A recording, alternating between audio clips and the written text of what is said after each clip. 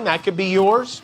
Or perhaps you would prefer my Clio Award for my work selling crap to people, or my Webby Award, the most prestigious award the internet can give, or my Writers Guild Award. This is a good one. You can see it looks nice. Or best of all, I'm willing to hand over my 2015 Soul Train Award for White Person of the Year. You do this. The choice is yours. I will personally deliver any or either all of these to the Oval Office in exchange for leaving the people of Minneapolis alone.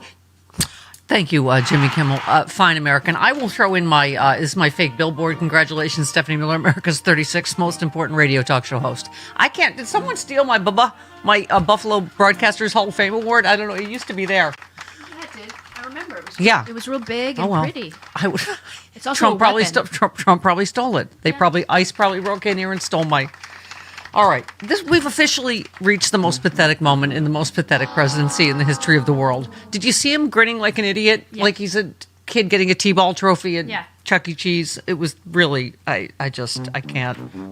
By the way, it doesn't make you a Nobel Prize winner. No. You just have the physical thing. Even the Nobel Committee had to say you can't transfer the actual, it's not yours, you moron. God, aren't we supposed to be the ones, liberals? Aren't we like the DEI? You know, I don't know. Everyone gets a T-ball trophy, blah, blah, blah, blah. Right. We are. I thought we were. Yeah. Okay. So he has a fake Nobel Prize to go with his fake everything, tan and hair and whatever. Okay. Hi. Good morning, Jody. Hi. Good morning. It's our last day before Chris LeBoy comes back. You've done a fantastic job, both of you. Thank you. Thank you. America thanks you.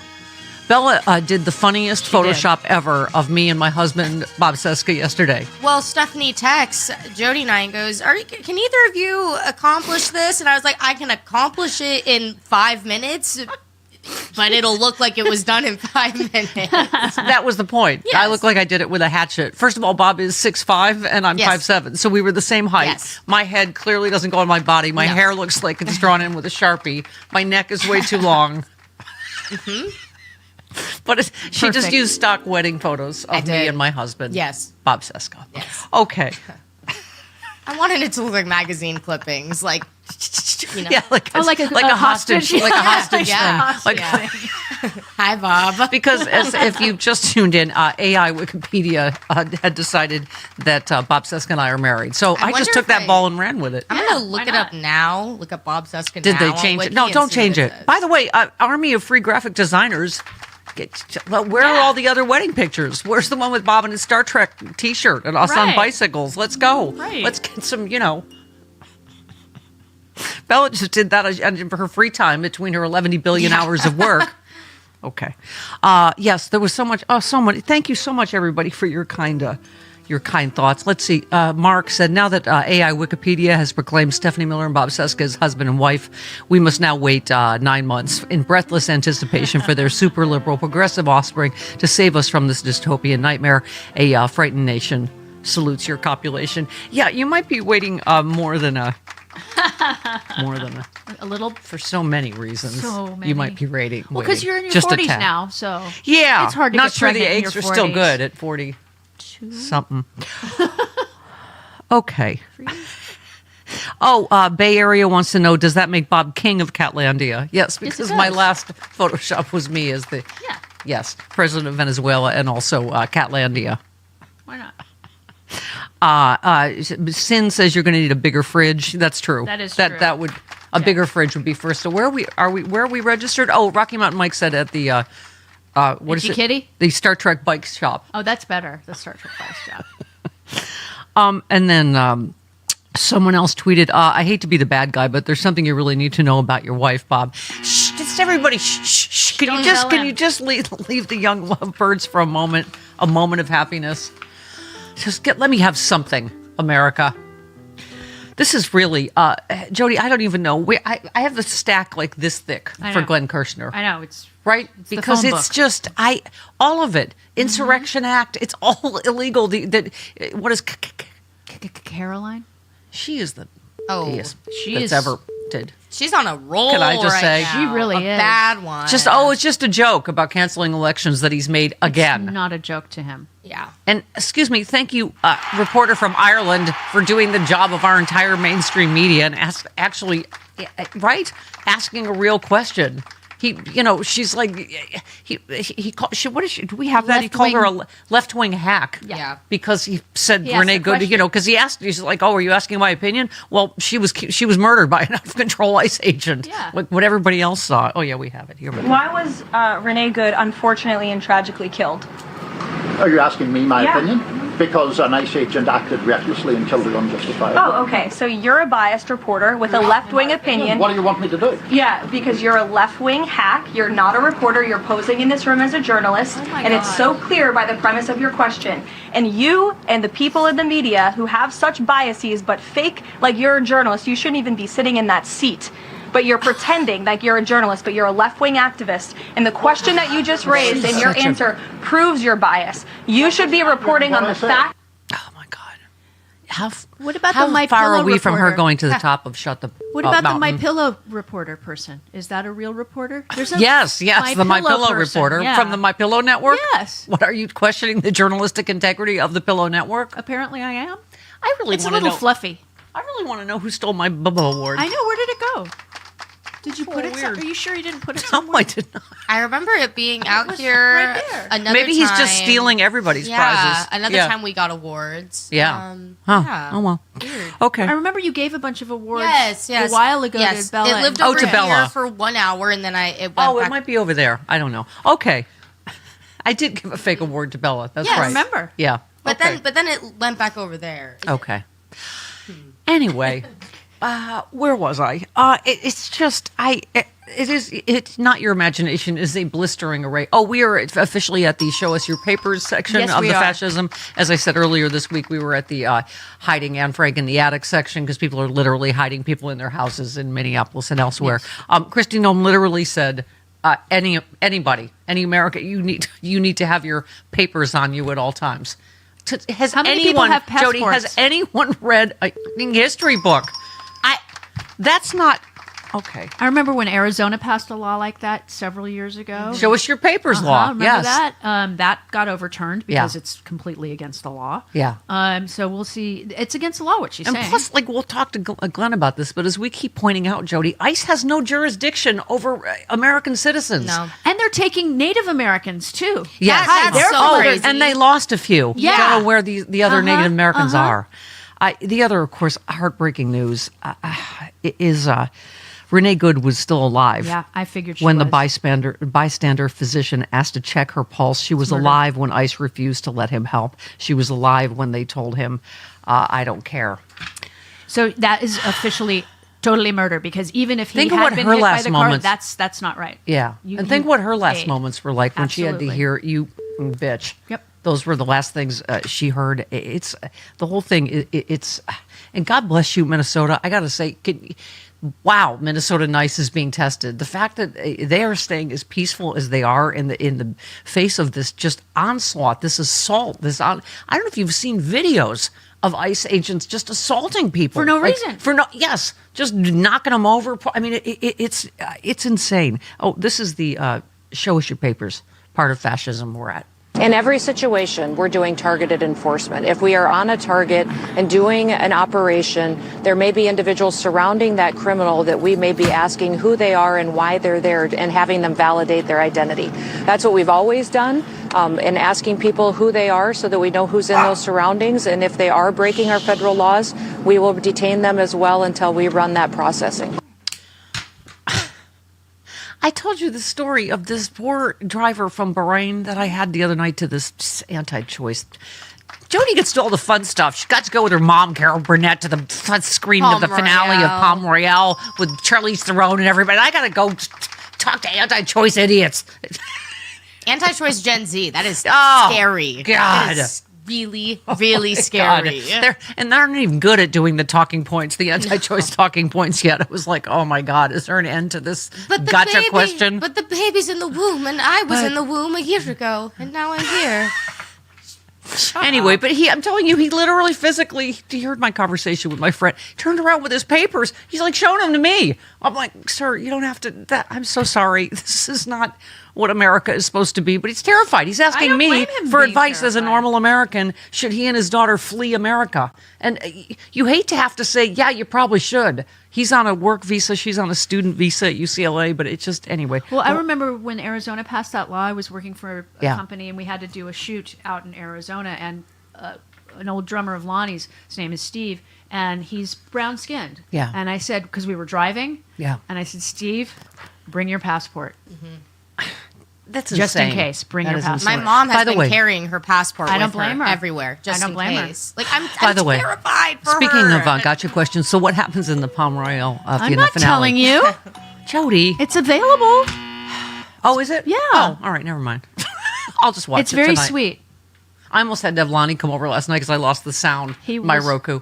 He was with Yeah. me, and then we got No, I home don't at care. 9:30. Yeah, I don't care. We I were would've- asleep. I would've by gone and get him. 9:45. I can't get the sound to do the thing, Lonnie. He's my work husband. No, he would not. I would not let him. Okay. Yes, and thank you. Again, this is like Irish journalist shows up, all the other journalists in the room there. Aaron said, why are the news stations reading DHS statements out loud as if they have any credibility at all? They literally murdered a woman in cold blood last week and are still lying about what happened, even though we can see what happened. That any credibility would be given to their statement is insane. Your first question when they say, oh, the officer has internal bleeding is, let's see the medical report. Yeah. I mean, you don't just report that. Are you kidding No. me? I mean, really? Someone just a week later, spontaneous. What is he, Jesus? He had, what, stigmatas? Oh, I just started bleeding a week later because... You know what internal bleeding is? A bruise, Yeah, technically. yeah. Yeah. Okay. So we have a ton to talk to. Did I miss anything? Oh, also he's... stealing the Venezuelan oil money directly and putting it personally in an offshore account in Qatar. I'm almost certain it's wildly illegal, but we'll wait for Glenn to get here in a couple minutes. According to the reporting, it is accounts held by the United States. Sure. Yes, that's it's the first $500 million of oil we stole from Venezuela. Will that go in the war crime stack, or should I put that in? Well, Venezuela is a member of the ICC, so I don't see why we can't take him to The Hague. Okay. You know what? All right, that'll go in the Glenn stack. Okay. There you go. You'll be second chair Okay. in this prosecution. I've been watching Ally McBeal, so I know first and second It's chair. a comedy version of Yeah. law. Yeah. All right. 18. Dancing babies and everything. Yes, I see dancing babies in my head. Mine and Bob Seska's child. The CGI baby. Oh, that'd have to be CGI for so many reasons. Did you see Kimberly Johnson retweeted it and said, congrats to the happy couple? Good for her. 19 minutes. She was your bridesmaid, wasn't she? I love people are a little slow in the uptake. They're like, did anyone tell Kimberly? I'm like, okay. If you cannot clearly see this is a joke, I don't know. I can't help you. Right. I can no longer help you. All right, 19 minutes after the hour. You are well named this morning, my friend. Well, I'm trying to get some balance here, Stephanie. It's like if you had to picture the scales of justice. Yeah. We are so far out of sync, like you were just saying, with what it means to be an American. It is, Jody and I were talking earlier. Germany is going to or has put troops and tanks in Greenland to protect them from Us. the United States of freaking America. Yeah, pick This up is- any history book. I know. It's all over socials, Doc. NATO, which we're a Absolutely. part of, is arming Greenland. Just to give you a sense of how low the U.S. has sunk in the 1 year under Trump. Our allies are bracing for war against us, not because they did anything wrong, but because we elected an unhinged idiot who's playing war games. I mean, Yeah, well, that pretty much sums it up. And what he's been doing in Minnesota, and how he even frames this case against Minnesota is psychotic. We're talking about a madman. This kind of childish, infantile name calling, and but worse than that is the images that we see of these ICE agents beating the crap out of American citizens. and Doc, you're a renowned pediatrician. they threw a flashbang into a car full of 6 children, and you hear the man screaming, "My 6-month-old can't breathe." They're all hospitalized because of. I literally take 2 hours off to go to this event last night, and I'm looking at my phone thinking, what war zone is this around the world? Is this Iran? What's happening? And it's Minneapolis. I don't know, but I actually, I guess we keep saying this, Stephanie, but check me if I'm wrong about this. There is going to be a checkpoint. There's going to be a point where we're just not going to take it anymore. Yeah. We cannot. This cannot go on. And this, by the way, this happened with the medical organizations that were trying to support a normal vaccine policy and get rid of a lunatic who's head of the Health and Human Services. Finally, just in the last week or two, we're seeing coalitions of hundreds of medical organizations that are pushing back hard. They're suing the crap out of Bobby Kennedy Jr. Yeah. They're winning these suits. American Academy of Pediatrics is getting its research money back that vindictive SOB has taken from them. So I'm seeing little glimmers of light at the end of this tunnel. But we better hurry up. By the way, I made this point. This is like an anti-choice event, and I literally said, "How pro-life is cutting pediatric cancer research? Yeah. This party is the party of death right now. Whether it's in the streets of Minneapolis or civilians in Venezuela or a guy in a fishing boat. On and on." By the way, just to your point about the world stage, Anthony said Germany, Norway, Sweden, France, and Canada are now all sending troops to Greenland. The U.S. has lost its allies. It's standing on the world stage. It was not China or Russia that defeated our nation as a global superpower. It was the Republican Party. If other countries call in our debt, ban our companies and trade, or devalue our currency, our nation will collapse. You can't fight wars with starving soldiers and a tanked economy. MAGA has no idea what they're doing. It is hard to fathom the world of hurt. I'm telling you, economically, I read that the amount of debt being held in U.S. Treasury bonds by our so-called allies, we're talking about $30 trillion. If they call that in, we are, it's the end of the rope. We're done. We're cooked. Yeah. And, I'll tell you, I wanted to share this. There's 2 things among the thousands of things that are horrific, including what's happening in Greenland. I get up every morning. What am I sad about most? I'm thinking about that at 6 o'clock New York time here. And the 2 things are what I see in Minneapolis with these ICE agents, which breaks my heart. And the other thing is what's happening in Ukraine. Yeah. This nonstop attacks and the suffering of civilians in Ukraine.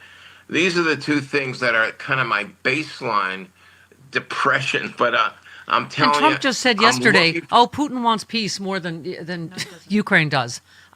The world is upside down. We have no moral authority. We just did the same thing in Venezuela.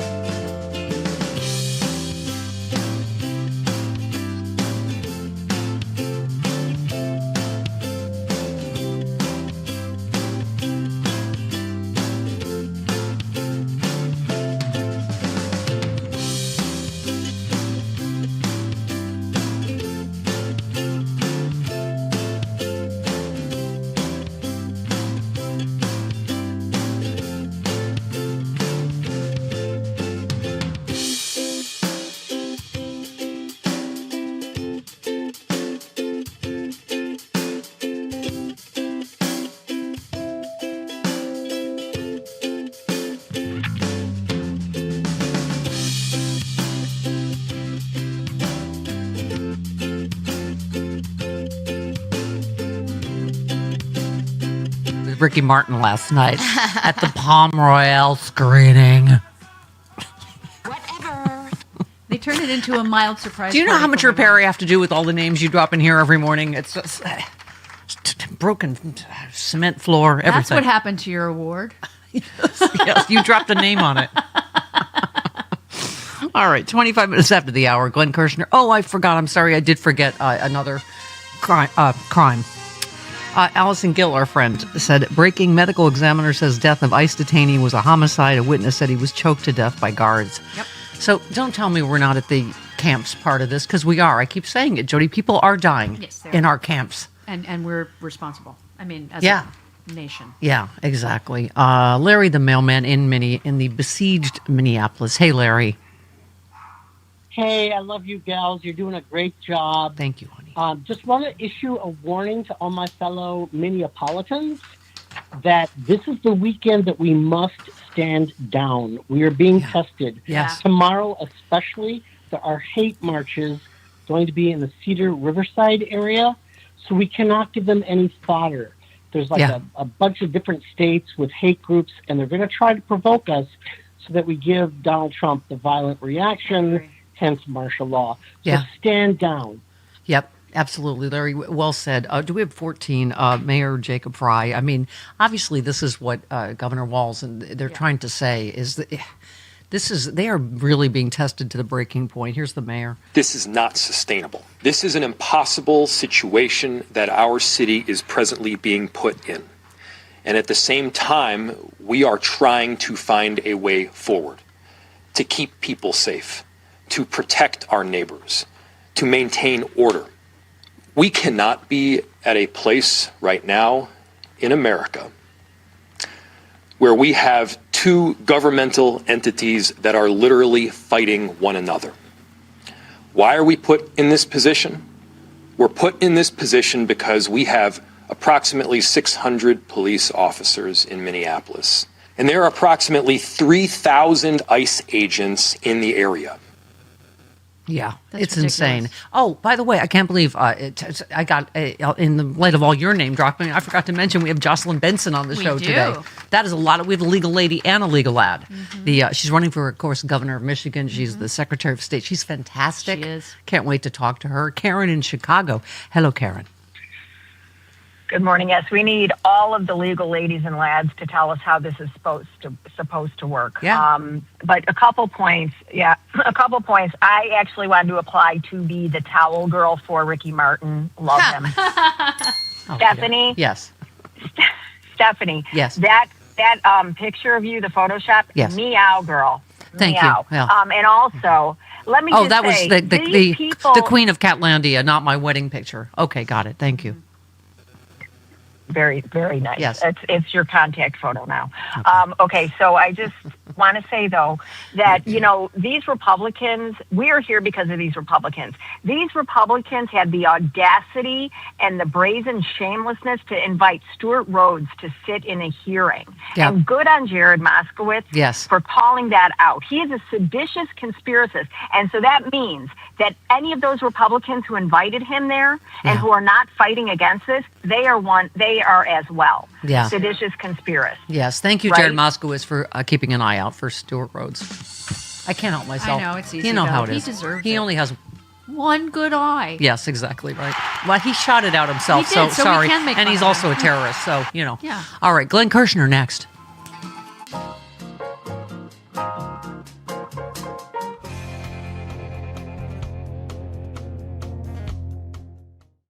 Hi, and welcome back. Just 1,100 days left to go in our countdown to liberty. Today, Donald Trump threatened to invoke the Insurrection Act in Minneapolis because he says those left-wing lunatics won't follow the law. And the presidential PEP secretary, Caroline Leavitt, showed up in the Brady briefing room for her weekly briefing, or daily weekly briefing, and told us that ICE is just following the law and have been correct 100% of the time. What a crock. And when a reporter asked her if they're so virtuous, how come they've managed to detain, arrest, and even kill an American citizen, she called that reporter a crook and called us all crooked. That's not the case. The fact of the matter is this: ICE is not following police procedure. This is not a political problem. This is a procedural problem. Untrained people are being put in the street and are harming themselves and, more importantly, the American citizenry. This is exactly what happened 250 years ago and why we separated from Britain. Everyone is afforded due process in this country. See you next time.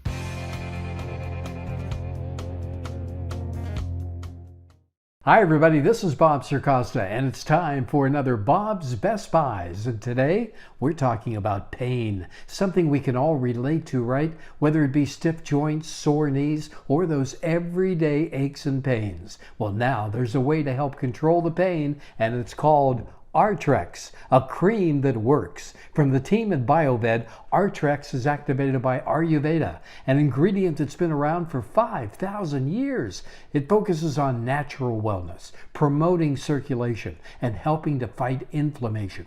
It's plant-based and absorbs fast. And just for listening right now, BioVed has put together a special package you won't find anywhere else. Go to biovedproducts.com/Bob. That's biovedproducts.com/Bob. Isn't it time to feel better, move better, and live better? Now you can with Artrex. Hey guys, this is Tara Devlin for the Political Voices Network. This is America, right? We don't do kings here. No crowns, no thrones, no authoritarian cosplay. That's why we created the No Kings American flag pin. It's small, it's bold, and it says exactly what you're thinking without having to say a word. Put it on your jacket, your bag, your hat, even your cat. It's your quiet way of signaling to other patriots that you believe in democracy, and yeah, that still matters. You can grab yours now at store.politicalvoicesnetwork.com. The No Kings American flag pin. Because in America, the power belongs to the people, not the palace.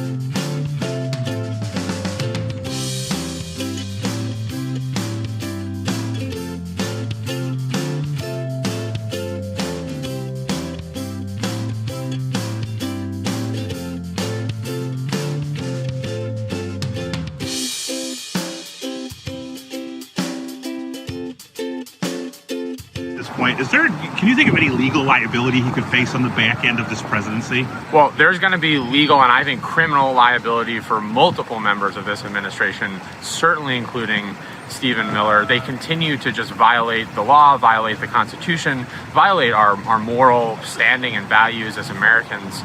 So we are already readying investigations across a whole bunch of committees in our caucus to be ready on day one when we retake the majority, when the voice of the people are brought back here to the House. So absolutely.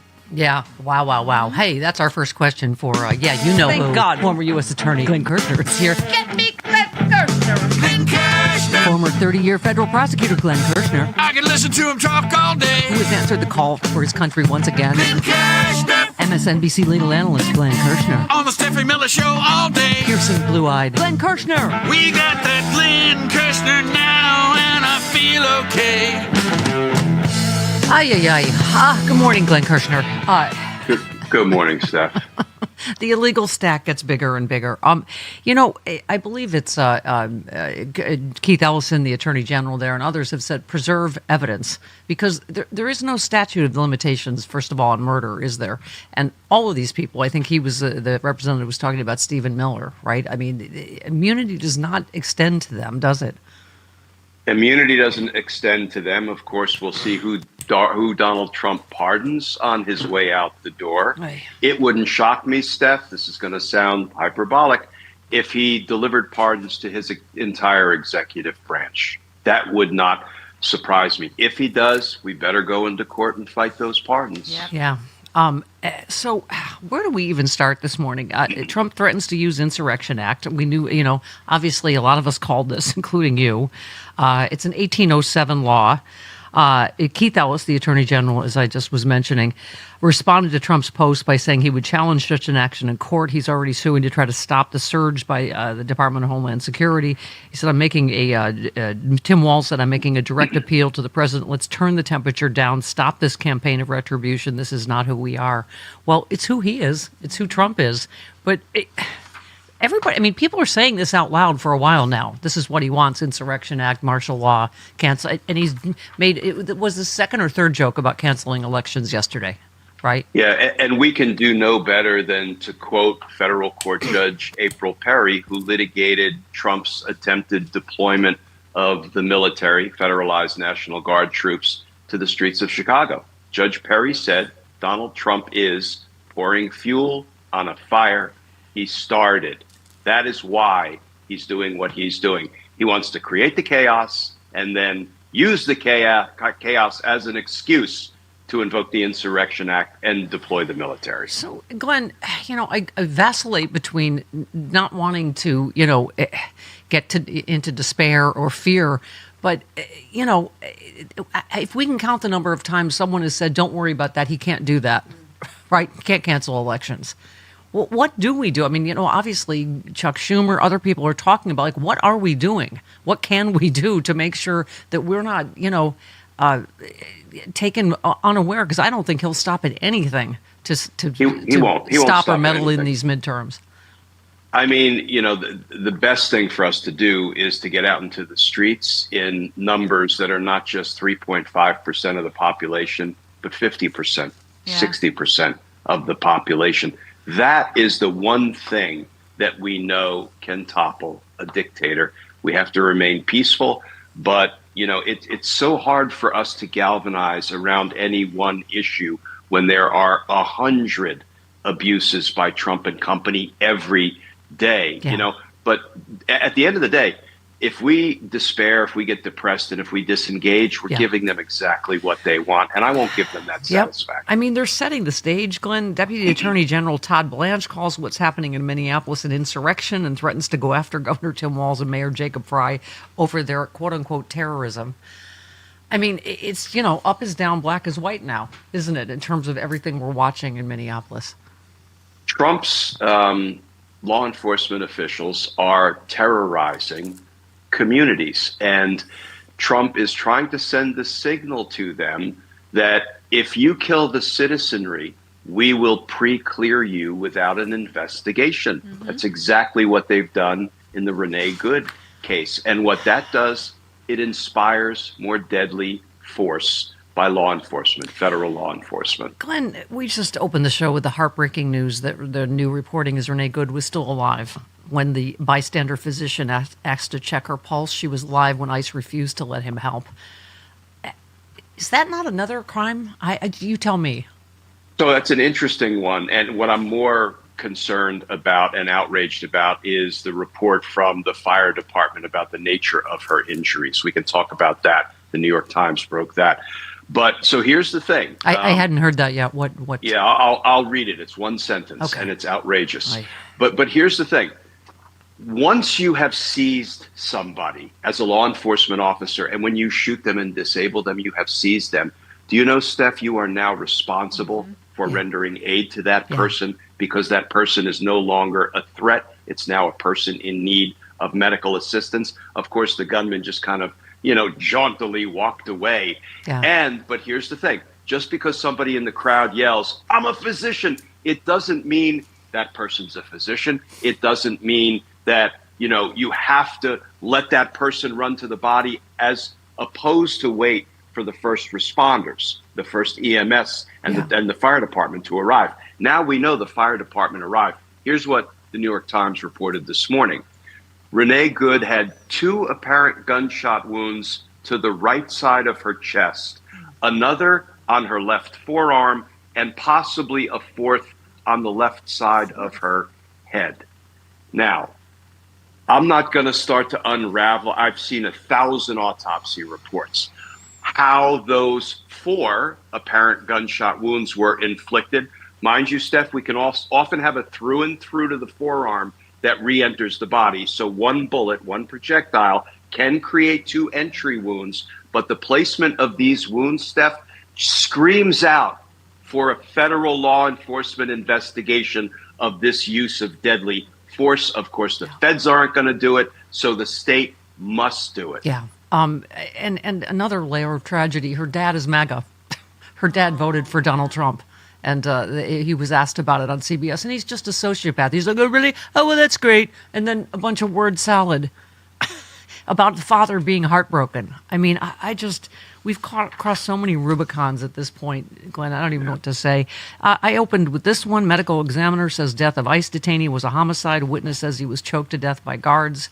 I keep trying to say we're not being alarmist when we say we do have camps. We are at that phase. We are at the show us your papers phase. People are dying in our camps. Can talk about that for a minute, Kristi Noem, saying all Americans need to show papers. I'm unclear on the legality of all of this. Someone said ICE has no jurisdiction over American citizens, over Renee Good or anyone else. These are constitutional violations. If somebody asks to see your ID, you can walk away. The minute they prevent you from walking away, you have been seized under the 4th Amendment. And the 4th Amendment says you are protected against unreasonable searches and seizures. So listen, I don't want to say don't comply. I don't want to say that cavalierly because then you may get a beat down from these ICE agents. But know your constitutional rights. The minute they prevent you from leaving, the Constitution requires that they have enough evidence, reasonable suspicion, or probable cause to seize you, and we know that they so often don't. So I guess this would go. Is this in the war crimes stack, Jody? I can't keep track of my. Anymore. Okay. Trump is selling seized Venezuelan oil and putting the cash in a bank account in Qatar. Allison Gill said, who among us hasn't sold stolen oil and stashed the profits in a bank in the country that bailed out your son-in-law's building at 666 Fifth Avenue? I mean, I don't even know. Is this just corruption? Is it a war crime? Yeah. Go ahead. This is to the victor go the spoils. That's what this is. He's pillaging. He's stealing. He's plundering. And all we can do is hope and insist that Congress at some point put an end to it. You know what? Call your blue state legislators and say, hey, look, men and women, you all have lunch with these people in the congressional, cafeteria. You all, work out in the gyms with these Republican members of Congress. Will you tell them we're done? Put some pressure on them. Yeah. This would be the vindictive stack, I believe. Yeah, we have different layers of our legal stack. At least 4 Democratic lawmakers have been contacted by U.S. Attorney Jeanine Pirro's office. Oh boy. For interviews following their involvement in the video, saying don't obey illegal orders. The contact signals the Justice Department has not let up on its investigation into the illegal orders, quote unquote, video. It was not. I love this. It was not immediately clear what crime, if any, the Justice Department may be investigating related to the lawmakers. Of course, Trump accused them of seditious behavior. So it's not just Mark Kelly. It's the rest, right? Yeah, and put this in the abuse of power by Jeanine Pirro pile because she's going after Jerome Powell for cost overruns. Well, guess what, Jeanine? You don't investigate cost overruns, but in any event, in her defense, I think that might have been a drunk subpoena. I'm just saying she didn't ask anyone else, the White House or the DOJ. That might have been a Friday night issued by her. Yeah. But listen, Mark Kelly is suing Pete Hegseth, and he will win. They're not going to go after these other people, and if they do, the cases will end up just about as well for the Trump administration as the James Comey and Letitia James cases ended up. Yeah. By the way, so the Clintons on Wednesday doubled down on their vow to fight back as Representative James Comer and other Republicans vowed to pursue contempt of Congress charges against that. How ironic. And you've got Jim Jordan and who else sitting there that have all defied subpoenas. what was I going to say? It came as Comer vowed to hold them both in contempt. The Clintons said they have gone above and beyond what others have been asked to do by the committee, providing what they describe as comprehensive sworn statements listing everything they have to offer on the topic of Jeffrey Epstein and Ghislaine Maxwell.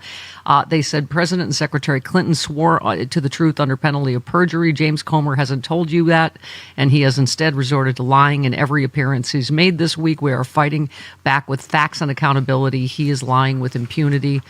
The Clintons deny any personal knowledge of the criminal activities of Epstein and Maxwell. Both deny ever visiting Epstein's private estate in the Virgin Islands. Each of the Clintons contend they had no involvement while in office or afterward in any criminal investigations or prosecutions of either Epstein or Maxwell.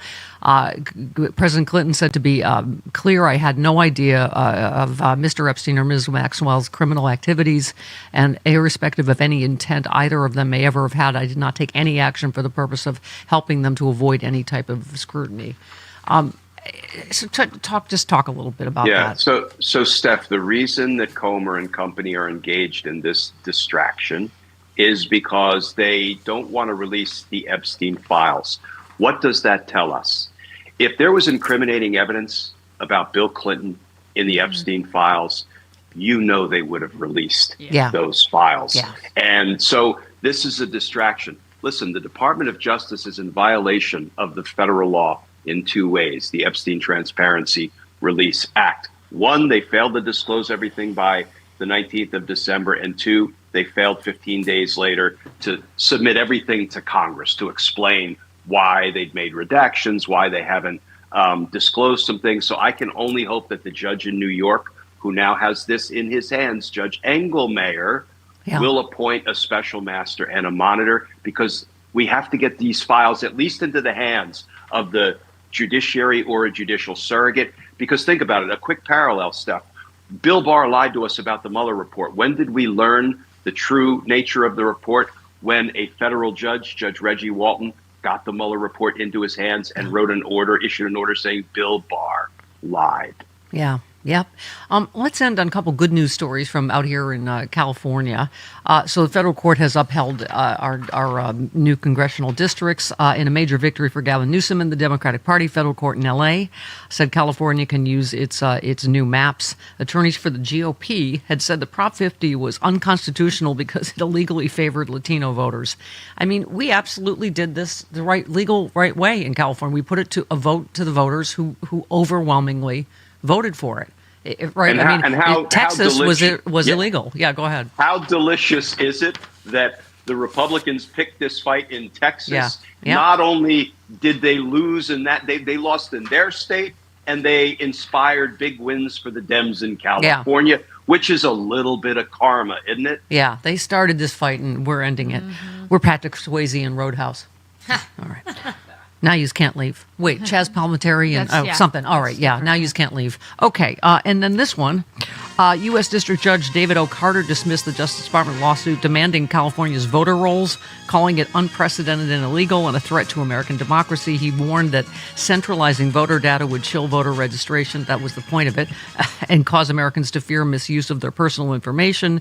The Justice Department had sued California and other states for voter rolls, claiming it needed the data to ensure elections are clean and prevent fraud. They wanted everything, voter rolls, social security numbers, and so thank God the judge said hell to the no. What happens with this suit now? Yeah, well, and let's not forget, Trump and his administration and his dirty DOJ leadership, they're getting crushed every day in court from coast to coast, including when Republican-appointed judges and even Trump-appointed judges are ruling against them. I know we have our challenges at the Supreme Court, but the courts are holding strong. So even though it feels like everything is, going down the drain and we feel a little bit depressed and despondent, they're getting crushed in court. And as long as that continues, I think we have a chance of moving through this. Yeah. You are my knight in shining armor. As I didn't do the Katharine Hepburn voice. But he is. Oh. All right. We love you, Glenn Kirshner. We love you, Steph. See you next week, guys. honey. There he All goes. Right. 50 minutes after the hour. All right, JoJo, I need you. Hi. I need you, my friend. Dear God, it is just, I was saying for anybody with an ounce of empathy, I did an event last night, and I get in my car and look at my iPhone, and you're just like, what am I looking at? This is the streets of Minneapolis, and someone else is shot. And you don't believe any, by the way, you don't believe any of their stories. Tennessee No. Holler said, PSA for the media, if you treat the Jonathan Ross had internal bleeding lie like it has any credibility at all, you sacrifice yours. I don't buy their story on anything, even this latest shooting. No, and we can't, because they've literally told us to disbelieve our own eyes and ears. We know what we saw. We know what we continue to see. He had an internal bleeding a week after he was allegedly struck by It just occurred to them. Yeah, it just... Right. Yeah. That's like me deciding that I'm a natural blonde, okay? Come on. A natural blonde who doesn't swear never drinks. Like, really, really, really? I think because many people have seen your stuffed... Never mind. Anyway, what? JoJo. Wait, she's not a real blonde. It's 2026, Steph. Curtains. That data point is no longer. Curtains, carpet. What? Okay. JoJo writes, they want us to swallow the idea that stepping in front of a cop, brushing a shield, standing your ground is enough to justify being crushed by the state. And yet when a feral, rabid horde whipped into a frenzy by Trump stormed the Capitol and beat police officers with flags, shields, and their own effing riot gear, they were baptized as patriots. They were canonized as heroes. I love how you describe it, Joe. You said absolute moral rot. That's where we're at. I mean, we know Harry Dunn. We did, DC Sexy Liberal with him. You were saying you have friends that have you've seen actual scars on actual friends, like, for the people that are trying to tell you that it didn't happen, right? Exactly. And I was on Harry's show last night, and to listen to his perspective on all of this, it's gaslighting 101, right? Like, hold on, they're telling us that if you put your hands on a federal officer or a law enforcement of any kind, that you're going to receive the full, extent of the law, and they could do whatever they want to you. But by that metric, then a lot more people than Ashley Babbitt should have suffered the same end on January 6th. But instead, they went through the court system, were convicted by juries of their peers, and then pardoned or commuted by Donald Trump. All of them, every single one. It's just absolute. It is moral rot, because, again, what is this telling our society? That you can get away with violence as long as it's in the service of the king. Yeah. Yeah. You said Renee Good was not an armed insurrectionist. She was not a riot-fueled zealot smashing doors. She was not a chemical-spraying, baton-swinging cultist. She was a human being, a poet, a wife, a mother, a life. This is precisely why she doesn't fit the story they want to tell. So they just lie and lie and lie. And the fact they're investigating the dead woman, the murdered woman, and her wife is just beyond. Again, though, it's like with them, it's not enough to just do the bad thing. Like, they have to go to the lowest possible level. Like, you think that there's a line? There's no line. The cruelty is the point. The immorality is the point. The depravity is the point. Suffering is the point. The gaslighting is the point. If you can paint these people as the terrorists, then you win. By the way, so Trump did an interview with, state television now, as we call CBS, with Tony, whatever his name is, who let most of his claims go unchallenged, including that he ended 8 wars. Trump also claimed there's no inflation. Consumer prices rose 2.7% in December, in case those of you are keeping track. But this exchange, Joe, the reporter noted he spoke to Good's father, who is, quote, a big supporter of yours. So Renee Good's father is MAGA. He said he's heartbroken because his daughter is dead. He's also heartbroken because your administration so quickly has come out and said she's a domestic terrorist. What do you want to say to her father right now? Trump. Well, I want to say to the father, I love all of our people. They can be on the other side, as you say. He might be on my side. The reporter, he's on your side, Trump. And I think that's great. God. He's such a sociopath. And I would bet you that she, under normal circumstances, was a very solid, wonderful person, but, pretty tough. And then he went on to defend ICE, blast Joe Biden, because, of course, this was all Joe Biden's fault, as you can imagine, before going back to the video of Good's killing. And then he said, when you look at that tape, it can be viewed 2 ways, I guess. No, it can't be viewed 2 ways. I mean, it's just insane to lie about stuff we have on tape. That's Orwellian. Like, we've been saying this forever. That sounds hyperbolic, and it's probably played out, but it's so accurate.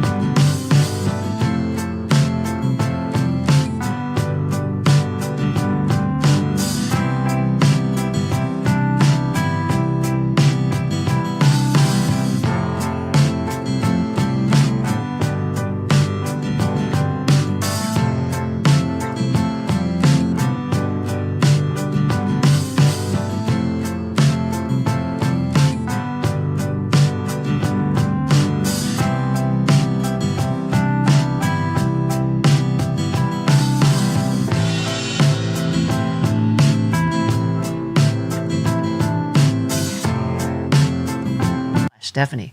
Marie in Atlanta, our legal lady. And right before we have Jocelyn Benson, another legal lady at the top of the hour. Hello. Hello. Thanks for taking my call. So I'm going to yes and what Glenn said in terms of ICE's jurisdiction being over people who are not citizens. But if you feel like you need to provide ID in response to a request, I recommend people getting a passport card. Yeah. It put it in is your wallet. from the same place you get a passport. Exactly. Fits in your wallet. And the other thing is it doesn't give out as much information as your driver's license does.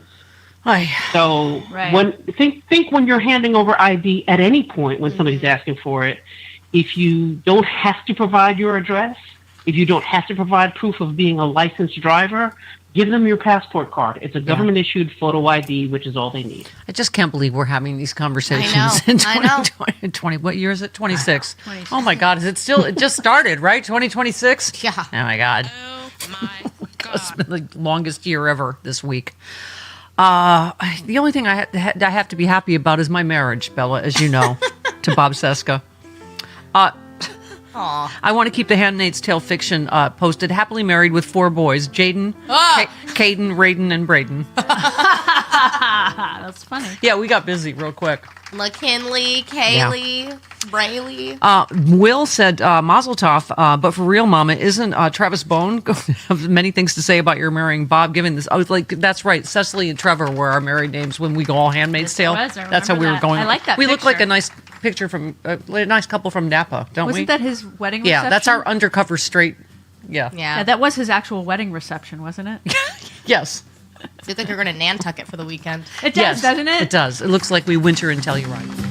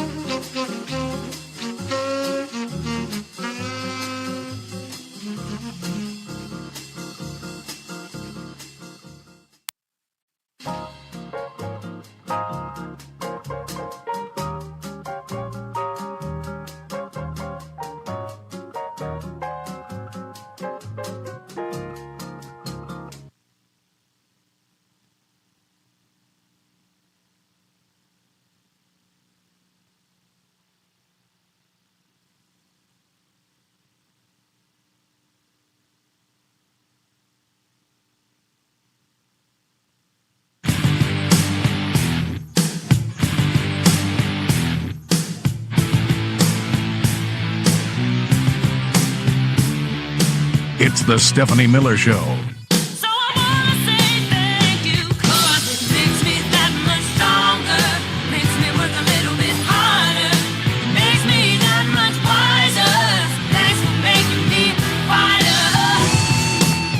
President Trump has talked twice in recent days, once at the Kennedy Center and then to Reuters again last night, about canceling the election.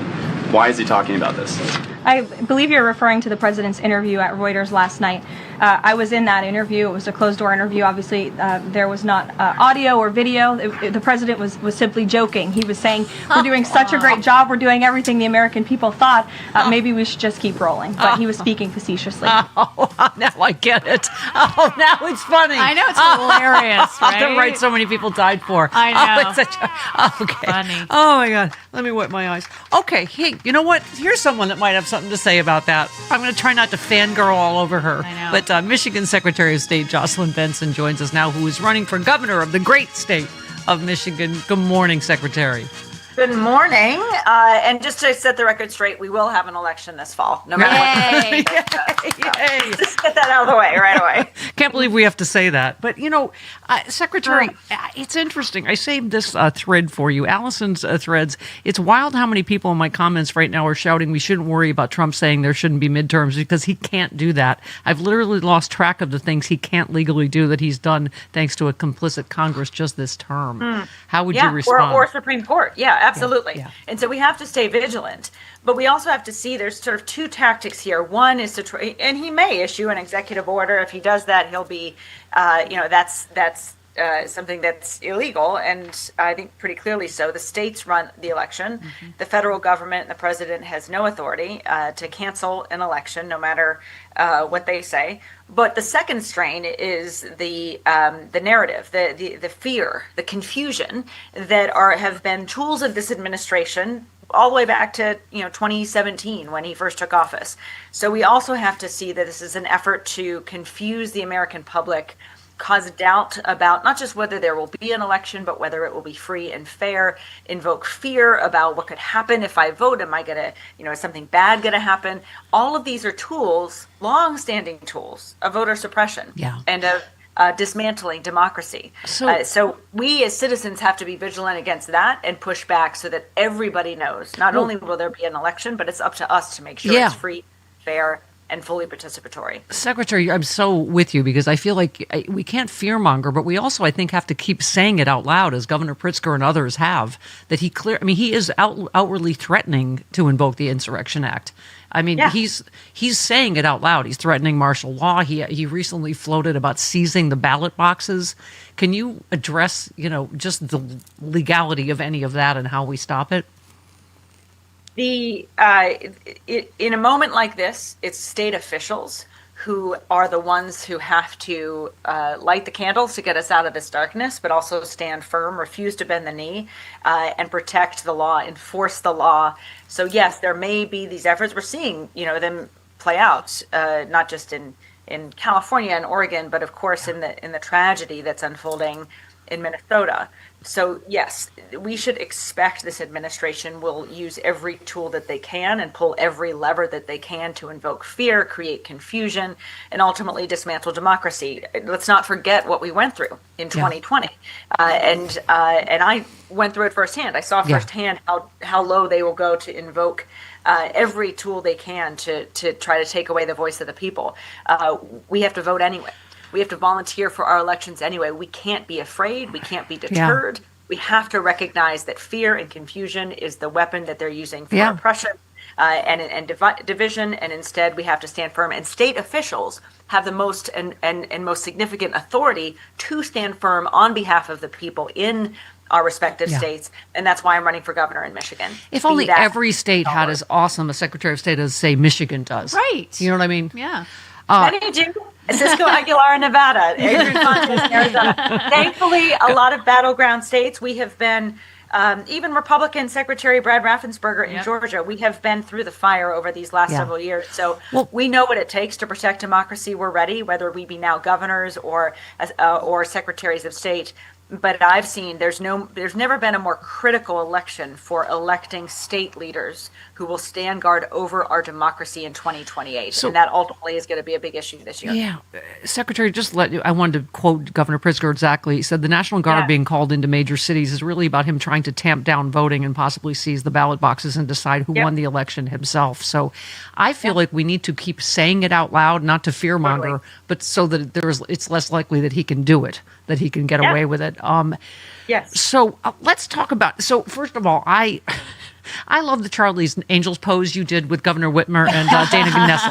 I am such a fangirl. I don't know what's in the water in Michigan, but it grows badass, amazing women. Senator Debbie Stabenow has been a friend of the show for many years. But talk about this, because I got to say, it's got to be a terrifying time to be a government official. Speaking of Governor Whitmer, who almost got kidnapped and God knows what else. I mean, so thank you, first of all, for your courage. I mean, I was so sad that Governor Walz got bullied out of, politics, basically, because of, I believe, threats to him and his family. So talk a little bit about your run for governor. Yeah, I think, I started my career in Montgomery, Alabama. And was very inspired and really instilled with a sense of responsibility that we all have to carry on the bravery, the courage of those folks who stood on the foot of the Edmund Pettus Bridge in Selma, Alabama, and marched forward into certain danger, because they believed in the citizens' need to protect our democracy and that one person, one vote promise that makes sure that's real for everyone. So my heroes are those who risked life and limb, walked forward into a sea of tear gas in a nonviolent way to simply say, this is who we are. We stand up to bullies. We protect and enforce the Constitution, and we don't let anyone take our voices away. In this moment, and I think we found this camaraderie in Michigan, we see this as the foot of our own Edmund Pettus Bridge today. It's not in Selma, but it's in courtrooms in Flint, in Detroit, in Grand Rapids, where the fight continues. I've been honored to be a part of that fight and built a real sisterhood through our Attorney General, our governor, but also women leaders in our courts and our legislature who have been among with our male allies, linking arms and marching forward anyway, because we know strength comes in numbers and in sisterhood, but also we have a moral responsibility right now to stand up for our rights and freedoms, knowing what could happen if we bend the knee. I would get my right arm to have shots with the three of you, but that's another story. Let me read let's make that happen. That sounds fun. Let me read your resume to you in case you're unaware. Speaking of Governor Walz, being bullied and his family, you were the daughter of two special ed teachers, raised in a working class family. At 35, you were the youngest woman ever to be lead an accredited law school. You were the dean of Wayne State University. You became Secretary of State there in Michigan in 2019. So you've always been a trailblazer. This seems like the natural next step for you to governor. I believe that state officials in this moment have a responsibility to increase affordability in our states, fight for access to health care, affordable housing, food that we can afford without having to work 10 jobs to do it. In addition to that, standing up to the bullies in the White House or, in corporate boardrooms who would try to rip away our quality of life and harm the safety and security of our communities. So all that to say, I'm honed and ready for this particular fight because it's been a fight I've been in my whole life. I actually moved to Detroit after law school to clerk for a civil rights judge who is nationally known as Damon Keith. I started a center at Wayne State Law School when I was dean to continue his teachings on civil rights and equality, because we all have that responsibility to do whatever we can wherever we find ourselves, whether it's in political life or public service or elsewhere, to stand up for each other, for our communities, for equality, stand up to bullies. That's truly what makes America great, our history of standing up to oppression, to inequity, to injustice. And that's the spirit we need to reinvoke right now as state leaders and as citizens. And so that's, to me, why I'm in this fight, because I know what it's going to take for the Democratic Party, for our public servants everywhere, for citizens, to make sure we reclaim the soul of who we are as Americans, as Michiganders, in a way that uplifts every vote and seeks real economic justice and financial freedom for everybody. I know, talked recently about healthcare affordability being the defining issue of 2026. I agree. It certainly is one of them because we all know, they can't lie to us about groceries prices, about our insurance premiums that we're seeing skyrocket. And, the president has come out with yet this new concepts of a plan that he just came out with yesterday about giving the money directly to people, which I don't think he understands how insurance works, does he? Like the payment might cover 1 month of your premiums, and then what? He's like, give the money directly to the people and then let them buy. Then what do the people do? We have to go to an insurance company and buy insurance. Yeah. I mean, they just have no plan at all, do they? Yeah. Yeah. I mean, show me you don't understand the real struggles of the American people right now without telling me you don't understand the struggles, right? Yeah. I mean, I've traveled Michigan throughout the last year as a candidate for governor, and no exaggeration, at every stop, from Upper Peninsula to here in Detroit, from Flint to Muskegon, Michiganders have shared heart-wrenching stories about a broken, unfair, unaffordable, inaccessible healthcare system that means, one resident told me she cannot even afford the bootstrap that she's supposed to pull herself up with because the cost of healthcare is taking all she has. I think this is real trauma, real challenges. Another young woman told me about her dad who just recently lost his life after he survived a heart attack because the insurance company denied him continuing life-saving care as he was recovering. So this is life or death policy here, and Americans have a right to affordable, accessible, fair health care,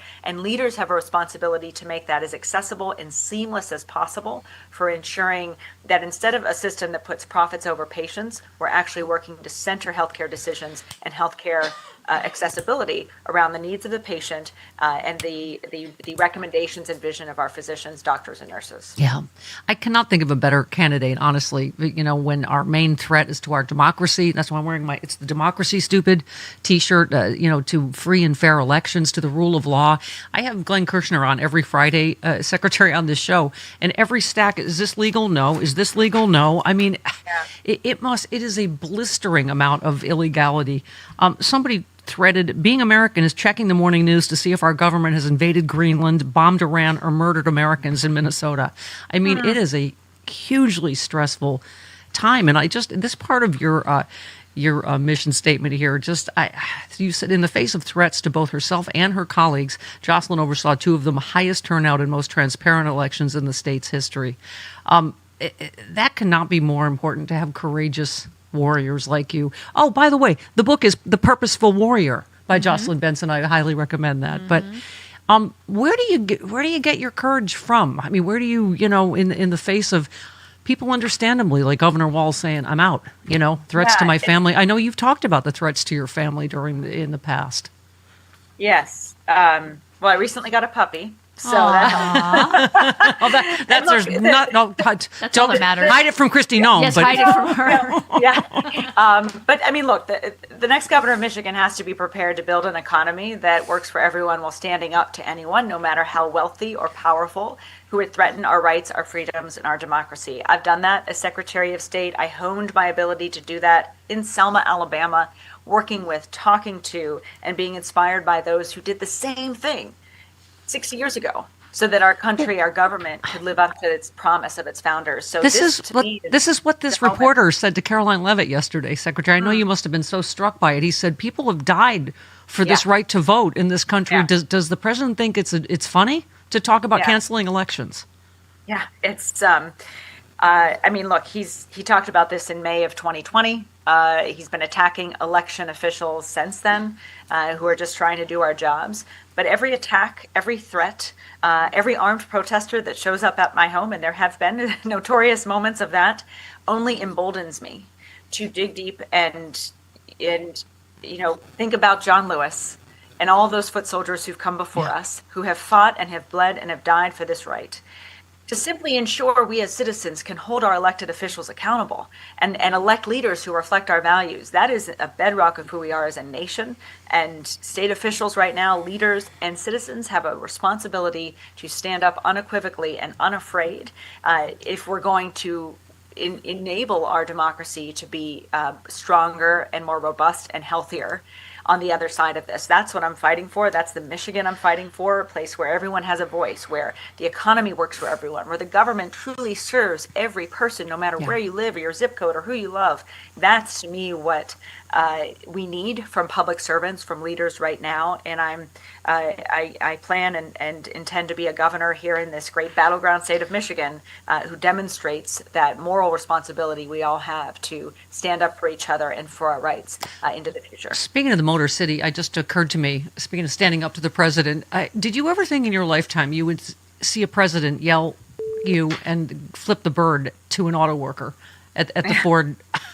And this guy, by just saying pedophile protector, is just stating the truth, as you know how many days they're overdue to release the Epstein files, right? But a president of the United States, it's disgraceful. Yeah, I mean, this president has shown time and time again how little respect he holds to the working men and women of our country and of our state. He came into Michigan in election time and tried to, talk a good game, but every action that has followed since his election in 2024 has reinforced that he doesn't understand the needs, the economic challenges that people are going through right now in our state, and he also doesn't respect the men and women who show up every day to make an honest living, do hard work, and expect to have a safe and secure financial life as a result. As governor, I'm going to fight for that reality. I'll always stand with and respect our working men and women in the state, and we should allow others to show us who they really are as they make statements like the president did here in Michigan, and work to ensure we are holding leaders who don't respect the people they're supposed to serve accountable at the ballot box this fall. Yay. Yeah, let me just end with a giant Michigan name drop. So when I did my Sexy Liberal comedy tour all over the country, and one of my favorite moments, we played the Fox Theater in Detroit, and Aretha Franklin was there. And that will only be topped by me having shots with Jocelyn Benson, Governor Whitmer, and Dana Nessel. We're going to make it happen. I love it. When we celebrate Governor Jocelyn Benson's victory in the great state of Michigan. Thank you for having me. Folks can go to jocelynbenson.com to learn more, help get involved, help us out, and happy to come back anytime. Really love what you guys do, and thanks for the conversation. You're going to be sorry you said that. Thank you. Oh, yeah. Thank you, Secretary. Bye, guys. Bye-bye. 22 minutes after the hour. This portion of the show brought to you by Home Title Lock. Speaking of criming these days, crimey and the crimiest of crimes. Home, your equity. That's the target of these scammers. It's a real estate fraud. Here's how it works. Criminals can forge your signature on a single document, use a fake notary stamp, file it with the county, just like that. Boom, bam, bing. You're home. It's gone. They can take out loans using your equity, even sell your property. That is a hot mess. You won't know until you get a protesting in Minneapolis. High school, also middle school kids are out. You do. Yeah. And it used to be the cruelty was the point. I think the chaos is also the point. And, any other president would be seeking to calm divisions and put out the fire. But this president thinks that he has a political advantage by intensifying these things. And so that's what he's going to do. Exactly what we all said, right, Carl? I mean, Trump threatens to invoke Insurrection Act in Minnesota, right? This is his latest post. If the corrupt politicians of Minnesota don't obey the law and stop the professional agitators and insurrectionists from attacking the patriots of ICE, we are only trying to do their job. I'll institute the Insurrection Act, which many presidents have done before me, and quickly put an end to the travesty that's taking place in that once great state. Thank you for attention to this matter, President Donald Trump. Yeah, there it is, Carl, where we've all said this is going, what he wants to do. The only thing that's professional about the protesters is that he has given so much to protest that it feels like a part-time job. Yeah. Or a full-time job. Yeah. I mean, I said Kristallnacht. I think I'm stuck on, Nuremberg, because I just watched the movie last, week. Carl and my dad, of course, was a prosecutor. But it's also the media. Jody and I were talking about, don't just repeat, this officer, what's his name, Ross, has internal bleeding. Are you effing kidding me? A week later, we just realized that he was very badly injured in the video where we saw him walking away and chatting on his phone. I mean, the news people would have known he had gone to a hospital had he gone to a hospital. Yeah. But anyway, Guy Fawkes said, as American experiences their Kristallnacht moment in Minnesota, American news media argues over roundtables whether a murdered woman deserved to be shot in the face or not, in between commercials for pharmaceuticals and weight loss. This is what you call normalizing the fascist takeover of a country. America is truly broken. I mean, this is, what's happened to CBS News. They're just reporting, and this latest shooting last night in Minnesota. Carl, nobody trusts anything the Trump administration says. They lie and lie and lie. All of the people at the DOJ that just quit over them not investigating the ICE officer. Pam Bondi came out yesterday and says, I fired them all. I mean, they lie and they lie and they lie, Carl. Well, yeah, you can tell they're lying when their lips are moving. And, I think that this is all by design, right? It's all setting the stage for the interference in our election system in this election, because they know that their policies are unpopular, increasingly so, that people don't feel any relief at home. When this president said he was going to focus on making things affordable, and now he says that how they feel is a hoax. So this chaos fuels him. And he will do whatever it takes. He will trust his dark instincts that he wanted to trust in the first term, but that people got in the way of and wouldn't let him do. The danger, Carl, is always thinking, this can't get any worse. I mean, it can. It definitely can. Right. This post, the minute the U.S. steps on Greenland to invade, the majority of U.S. debt will be dumped. What that would mean, the United States would well and truly be, the economy would implode. I mean, it's just hard to overestimate what could happen next, right? Nationally and internationally. Yeah. It used to be something that you read about or talked about with Trump undermining NATO. Never did I think that he would consider attacking a NATO ally and putting all of our NATO allies in the position of coming out forcefully against our country. This is very dark. And the War Powers Resolution Act just failed. Republicans will not stop him. I mean, they will not stop him. J.D. Vance had to be the tie-breaking vote to go, no, just invade wherever you want. They can't even pass that. And that's a place he's already invaded, Venezuela, right?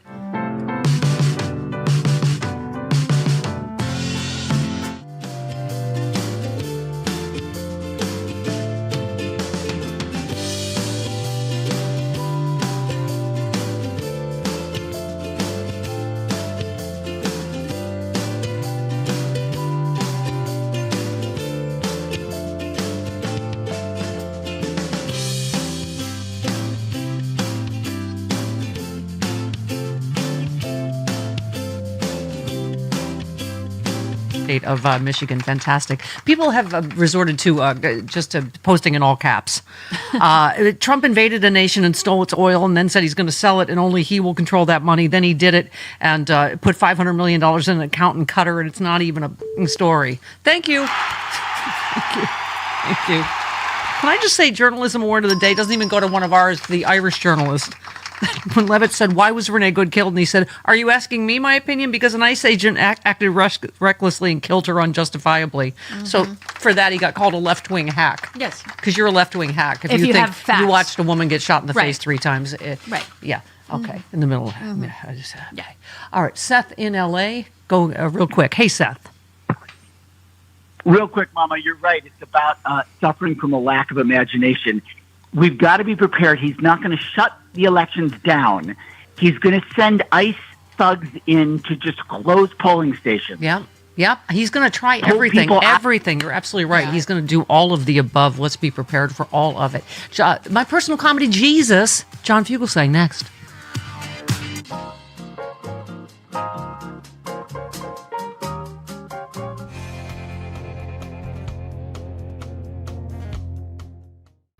Hi, and welcome back. Just 1,100 days left to go in our countdown to liberty. Today, Donald Trump threatened to invoke the Insurrection Act in Minneapolis because he says those left-wing lunatics won't follow the law. And the presidential PEP secretary, Caroline Leavitt, showed up in the Brady briefing room for her weekly briefing. or weekly daily briefing, or daily weekly briefing, and told us that ICE is just following the law and have been correct 100% of the time. What a crock. And when a reporter asked her if they're so virtuous, how come they've managed to detain, arrest, and even kill an American citizen, she called that reporter a crook and called us all crooked. That's not the case. The fact of the matter is this: ICE is not following police procedure. This is not a political problem. This is a procedural problem. Untrained people are being put in the street and are harming themselves and, more importantly, the American citizenry. This is exactly what happened 250 years ago and why we separated from Britain. Everyone is afforded due process in this country. See you next time.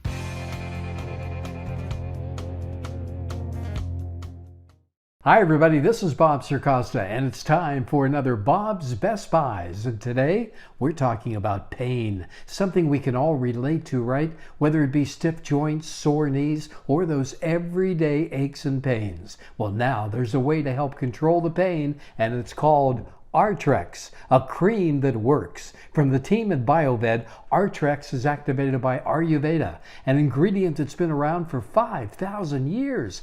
It focuses on natural wellness, promoting circulation, and helping to fight inflammation. It's plant-based and absorbs fast. And just for listening right now, BioVed has put together a special package you won't find anywhere else. Go to biovedproducts.com/Bob. That's biovedproducts.com/Bob. Isn't it time to feel better, move better, and live better? Now you can with Artrex. I want to hit on something that you talked about on identity.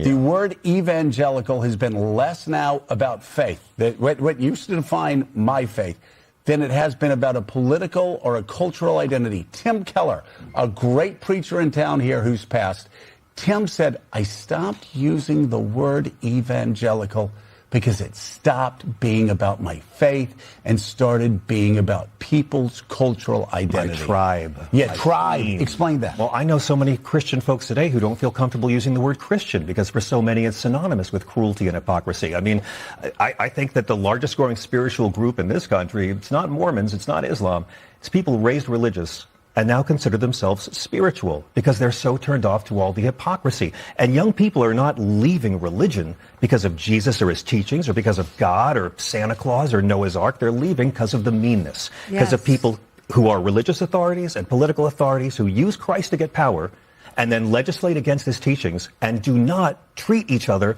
the way Jesus keeps on telling us to treat each other. That's what scares me.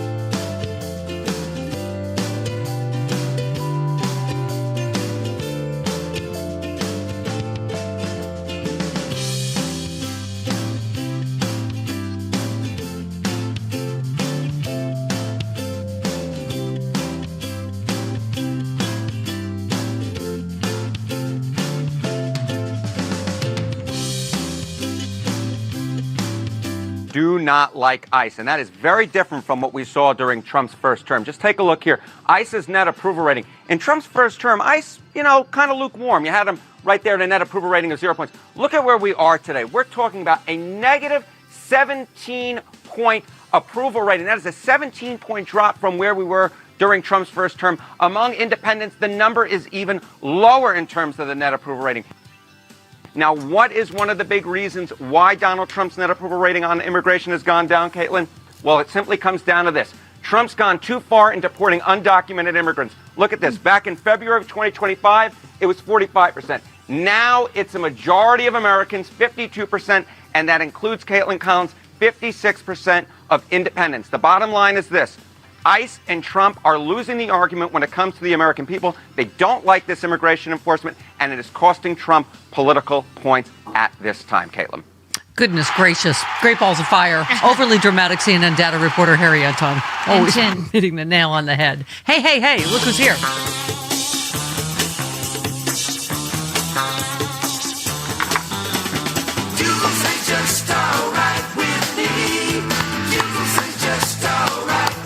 Oh, yeah. All right. Personal comedy, Jesus. Thou shalt not commit adultery with me, as I am now married to Bob Cesca. So I would like the respect to which I'm entitled. Congratulations. Thank you. Thank you very much. Congratulations. I can't wait to see what kind of confusion you raise the kids in. It's going to be beautiful. John, where do we Just even... be careful. When you and Bob Cesca play house, protect your home's equity, because that's their target. Thank you. Go ahead. Thank you. We have home title lock. Thank you. For our 4 sons. What are they called? Jaden, Braden. Braden, Kaylin. Okay. Braden, Kaylin. Okay. Your headline on I your... have to protect all my collagen in my home. Go ahead. Hit me. You know, it's the most abundant protein in your body, John. Did you know that? I mean, it's the most essential protein, but our natural supply starts to drop as we age. Doesn't it? You know why? Right. You know why? The collagen is their target, Steffi. Your home's collagen is their target. Do you have a path to the best collagen? What is the path? Is it a native path? Well, yes. All right. No. You know what? The guy that owns our shows is you like... You gotta read an article first. That's all I'm saying. You gotta read an article first before you can get the collagen, have healthy nails and skins, and protect your home's equity. I'm here to help. Hang on. Let me just put some vibrants on before we continue. The guy that owns the show is having an orgasm right now. The guy that owns the show is having a stroke right now over this conversation. More product placement. Good. Okay. You wrote this. Your headline's perfect. A Renee Good cover-up arrived before Renee Good's ambulance. I mean, the latest heartbreaking news, John, is that she was still alive when the doctor asked if he could help when they were blocking, ambulance crews from getting in there. So, she heard the bitch. Them saying, "I don't care." When he said, "I'm a doctor, let me in." I don't care. Yeah, she was still alive, and being name called before she was being called a terrorist before she was even gone, probably. Can you believe that these fascists thought releasing that video was going to help Officer Ross's case? Yeah. Can you believe letting us know that he had a phone in one hand while grabbing for his gun in the other hand, and he was so terrified for his life he had to use an anti-woman slur, and they're not allowing the Hate Crimes Division of the DOJ to look into whether there was an issue of bias when a woman mocked him and his manhood, so he killed her and called her an effing B? I mean... Like we have a civil rights division at the DOJ to investigate whenever any law enforcement kills an American until now. Yeah. Until now. And God bless the prosecutors who've resigned from the national and the Minnesota DOJ over this. They are taking a break from covering up child rape to cover up murder. Yes. And it's too late, Steffi, for any of them to ever stop. Trump, Kristi Noem, and J.D. Vance, it's already too late for the history books. They will be recorded as covering up the state murder of a citizen. And by the way, the lying, John, as you alluded to, Tennessee Holler, who does good stuff, said worthwhile analysis here that above angle used to claim Ross was hit was sped up to make the car look faster and hide that he was out of the way. He wasn't hit. He dropped his phone. No wonder they won't really investigate. And, thank God there's, people also resigning instead of investigating the widow. I guess there is a bridge too far. Yeah, that's what they're doing. Let's investigate the dead woman. It's Scooby-Doo villain logic, right? Gang, the real mystery is why the victim made us do this. Yeah. Like they're trying to sell this, and they have a lot more Republicans going along with this lie than I thought they would have. If she wanted to kill the guy and run him over, she would have run him over. She was trying to get away, and if that guy had not been there, this wouldn't have happened. And of course, we'll see his hospital medical report when we see Donald Trump's assassination attempt hospital medical report. That's oh my God, I love the snark. Aleph Master said, my wife parked a few inches closer to my car in our garage this evening. As I was walking by, I accidentally bumped into the hood. Long story short, now I'm in the hospital with massive internal bleeding. Doctors may have to bandage my ear. Probably prescribe regular MRIs every 3 months or so. Anyway, if I don't make it to work tomorrow, it's because of PTSD. I mean, everybody is calling bull. on this. Ashley Babbitt is dead because of Trump's lies. So is Renee Good. But they're defending Ashley Babbitt, saying if you're part of a mob that's beating cops and attacking the Capitol to overturn America's election and they shoot you, then you've been murdered. But if you're trying to get away from masked ICE thugs, then you deserve to be murdered. And Kristi Noem makes me ashamed to be a plastic surgery addict today, and I never thought I'd say that. Never thought I'd get to that. I thought your beauty was natural. Oh, another dream dies. By the way, can I say how much I love hearing about migrants not respecting the laws of our nation from people who knowingly voted for a felon. It's really adorable, guys. Yeah. Keep it up. By the way, Trump supporters care so much about respecting our laws. You said we even know that ICE has a bigger budget than most of the militaries in most countries on Earth, and yet somehow they're petrified of an unarmed woman sitting in her car with the window down. And it just, as you said, after pouring bullets into a woman's face and announcing her an effing B on camera, the deeply Christian officer Ross was apparently well enough to jog down the street like he just finished a CrossFit set. And then, again, to further insult us by going, oh, yes, he has massive internal injuries, right? I mean, it's look, that's shots 2 and 3. All right, they can argue shot 1, and they will, and it's wrong, but shots 2 and 3 are murder. Mhm. And this woman had no motive to run this guy over. She had her wheels turned to the right to try to get away. And by the way, it's the same rationale they use when a black kid who doesn't have a license speeds away and they kill him. Why not write down the license number and nail them at their house? What would her crime have been? Let her go. You don't need to shoot them in the back. They do this to people who are fleeing traffic stops. Well, as many people have pointed out, y'all, this has been happening to black people the whole time. Exactly. The whole time. What happened to her happens all the time. J.D. Vance, who you call America's doughiest eyeliner model, is defending the shooter even more passionately than he's ever defended his own wife.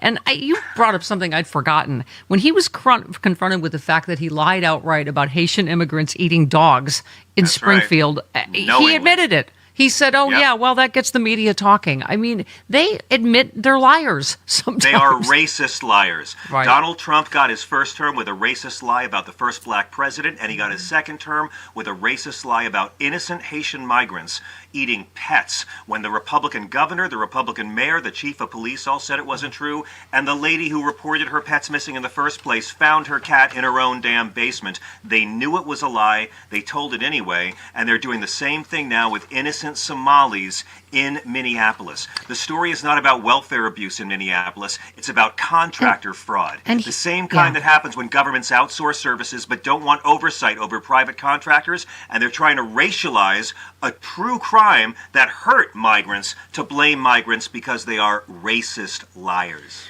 So, John, part of this is that we're going to see more of this, and we are, and we just don't believe anything they say now. Milano says, ICE doesn't have the right to shoot unarmed people, and I don't believe their justifications. After the ridiculous lies told about Renee Good, how can anyone ever believe what the government says again? I mean, there's this latest story. The guy that was, they said, Tennessee Holler says they chased him, he got home, and when we closed the door, they shot him through the door. They say murder. This family calling the police with ICE outside after a man was shot in the leg with a pregnant woman and child inside. Name me one. Name one undocumented immigrant who's committed more felonies than Donald Trump. Yeah. Name one. Another Minneapolis ICE shooting again. This one inside a house. This latest video yesterday, John. I'm only 14. ICE agents arrest 2 teenagers in Minneapolis hours after an ICE officer shot a man in the leg. I mean, we're seeing multiple videos a day. Being here illegally is a misdemeanor. It's a misdemeanor. It's a civil offense. Show me another civil offense that can get you shot or have your children taken from you. This is all, and you're so sick of me saying this, but it's all pure racist theater. If they wanted border crossings to stop, they'd start arresting the white people who do all the hiring. You hire a nanny, you hire yard workers, you hire guys for your construction crew, 1 year in a federal pen. And you know what'll happen? There'll be no border crossings and our economy will collapse. Yep. Yeah, John, I was quoting. I had a driver to this. Oh God, I wish I brought you with me to this anti-choice event to talk about that. But also, he literally, this poor guy is begging me for advice. He's here on a work visa, and he's like showing me his papers. And I was talking about, I said, yeah, these Christians that had never read the "Welcome the Stranger" part, And when I got out of the car, I just gave him the biggest hug, and I said, "Welcome to America." And I said, "Please tell your daughter welcome. She's on a student visa at UCLA, and she's terrified. Won't leave her dorm. It wants to go back to Bahrain." He's like, should we get out of here? Should we flee America? I'm like, I don't believe the conversations. Foreign students. Yeah, foreign students who are terrified to go home for Christmas. People who are terrified to leave the country and come back. And who's going to ever believe anything this administration can say other than racists and cult members? Who's going to enter into any treaty with us? Yeah. Who's going to sign any deals with us? What oil companies are going to trust Donald Trump that will provide black water to guard them while cartels and gangs are shooting at them as they try to take over Venezuela's infrastructure? No one can believe anything this guy says. The people running Venezuela now can't believe what this guy says. By the way, can you give me some business with us? Can you give me some ammunition next time I do an anti-choice wacko event at UCLA? Can you give me, because they're all Christians, Yeah, I actually wrote a whole book about yes, I know. A whole chapter just about that. Yeah, the Bible's not against abortion. Yes. Jesus is against the death penalty, but abortions are legal and free in Israel right now because the Bible never bans them. God never has any prophets or Moses or Elijah or Jesus or Paul ever mention it. God asserts a fetus is property in Exodus 21, that a woman's life has more value in his eye. God gives abortion tips for unfaithful pregnant wives in Numbers chapter 5. And let me tell you, Gentiles, about Passover, if you think God loves the children all that much. Please. You just tell that hoe, sit down. We need, you need to sell a pocket fugal saying, like just a little on different topics that you bring with you to debates. Yeah. We just got back on the New York Times bestseller list this week. Yay! And I'm writing the follow-up book right now. And Separation of Church and Hate. Wait, I saved one last. Hang on, hold please, for you. Oh, please. Republican South Carolina State Representative R.J. May has been sentenced to 17 and a half years in federal prison today, 5 counts of distributing child sex abuse material. He shared hundreds of images of kids, including pictures of adults raping 7-year-olds. Wow. Moms of Liberty had named him its Legislator of the Year. Well, you know what? I just hope he doesn't get sent to a woke sex offender prison. I really hope for his sake he doesn't have to go to a woke sex He once offender said prison. that trans people harm children. So that's that guy. Hey, Steffi, here's a riddle for you. What's the difference between Donald Trump and most of us? What? If somebody screams the words pedophile protector, we don't turn around. Most of us don't think it's about us. We don't go, oh, you talking to me? Yeah, exactly. All we have to do is say, where's your pedophile protector? I'll take him down. No, he can't even do that. He's got no game. He's got to give a stubby little finger. That makes me think of Stormy Daniels' accounts. Oh, he's got no game at all, this guy. George W. Bush had more game when they threw a shoe at him. All right, Sir John Fugelsang, best-selling author, Separation of Church and Hate. We love you, John. See you next week. Love you back. Peace, kids. All right, 47 minutes after the hour. Good morning, Superman. How are you? Good morning, Stephanie. Hi. If you could just go up and reverse the gravitational pull of the Earth and just put I wish us that were this true. timeline. Yeah. I'd set my end time to 2015-ish. I posted on my Patreon video clips of the old happy hour, of your happy hour with both me and Ches as guests on your happy hour. Well, and the thing that struck me the most is, look how much fun we're having in the before times in 2015 before this nightmare started. Here we are. And we can list all of the amazing patriots and Americans like Ches that we've lost, and so that makes it just harder. We keep talking all about like our micro and our macro stress in our lives, but Bob, there's almost too much to cover every day. I know you go through the same thing. I forgot this one. Senator Murphy posted, read this story, decide if this is the America you want to live in. I saw a Latino man driving a car, chased him down, rammed him just because he wasn't white. He was just a guy, an American citizen, driving to the auto shop. I mean, there are at least 6 clips or something I see a day. Do you, of just egregious behavior by ICE? Yeah, these are ICE's now. In fact, I posted something on Blue Sky today, referring to ICE as death squads. I know the word has become stormtroopers, but I think death squads is straight up what we should be referring to these ICE agents as, and it bears out in reality because that those 3 shots into Renee Good's head last week, those shots were also at all of us. Yeah. Obviously, Renee Good is the one who suffered most from it, but the tactic here is to intimidate all of us into silence, intimidate all of us into stepping away, because what the word is from the regime, certainly from the dictator at the top and his Rasputin, his worm tongue, Stephen Miller, is that if you obstruct ICE agents, you will die. ICE agents, these death squads are serving as judge, jury, and executioner. I mean, I hate to go super dark about this, but this is exactly what we're expected to believe. Yeah. That if you get in their way, they will murder you in the streets, and there will be no accountability for that. I mean, you wrote a great piece, as you do, when I first fell in love with you. But it's, entitled "The Crisis is Real and It's Not Your Fault. The shooting of Renee Nicole Good is what happens under fascist rule. Trump supporters want you to believe it's your fault." You said anyone who objects to the daily geyser of indignities sharted into the world by the dictator president and his regime of butt carbuncles is accused of suffering from Trump derangement syndrome. The idea, I guess, is to say we're overreacting as though the horrors we're observing are nothing but an illusion, the consequence of mental illness forcing us to lose our spadoinkle. I love when you use spadoinkle, which is a very elevated psychological term and not a lot of people understand. That's why I used it, because I knew at some point you would actually say it, and I'd get to see not only say spadoinkle, but butt carbuncle. That's also quite an honor this morning. But yeah, it's absolutely true. There's this thing that they, you see it in your comments all the time, in your mentions from mostly trolls. But if you're outraged by what you're seeing, the rapid disintegration of constitutional rights, the near extinction of the rule of law, then you're just suffering from Trump derangement syndrome. You're just saying orange man bad. That's the other one that they like to use. That's not the case. We're actually seeing what we're seeing. We actually watched an American citizen get shot in the head for doing nothing but driving away from ICE agents in the streets. And, Mike Nellis mentioned this yesterday, Bob, this new poll, but you're right. We're not taking crazy pills. It's not us. The new poll, criminal charges for Trump ICE agent who killed Renee Good favored by whopping 23 points spread. So, I think part of the poison is Fox News, like we always say, right? This is, somebody posted this. If all you do is watch Fox News, then you have no idea what's going on and you have no idea what you unleashed when you voted for him. I mean, I think that was Jesse Waters. There's footage of ICE brutalizing people, and the Chiron just says ICE agents doing their job.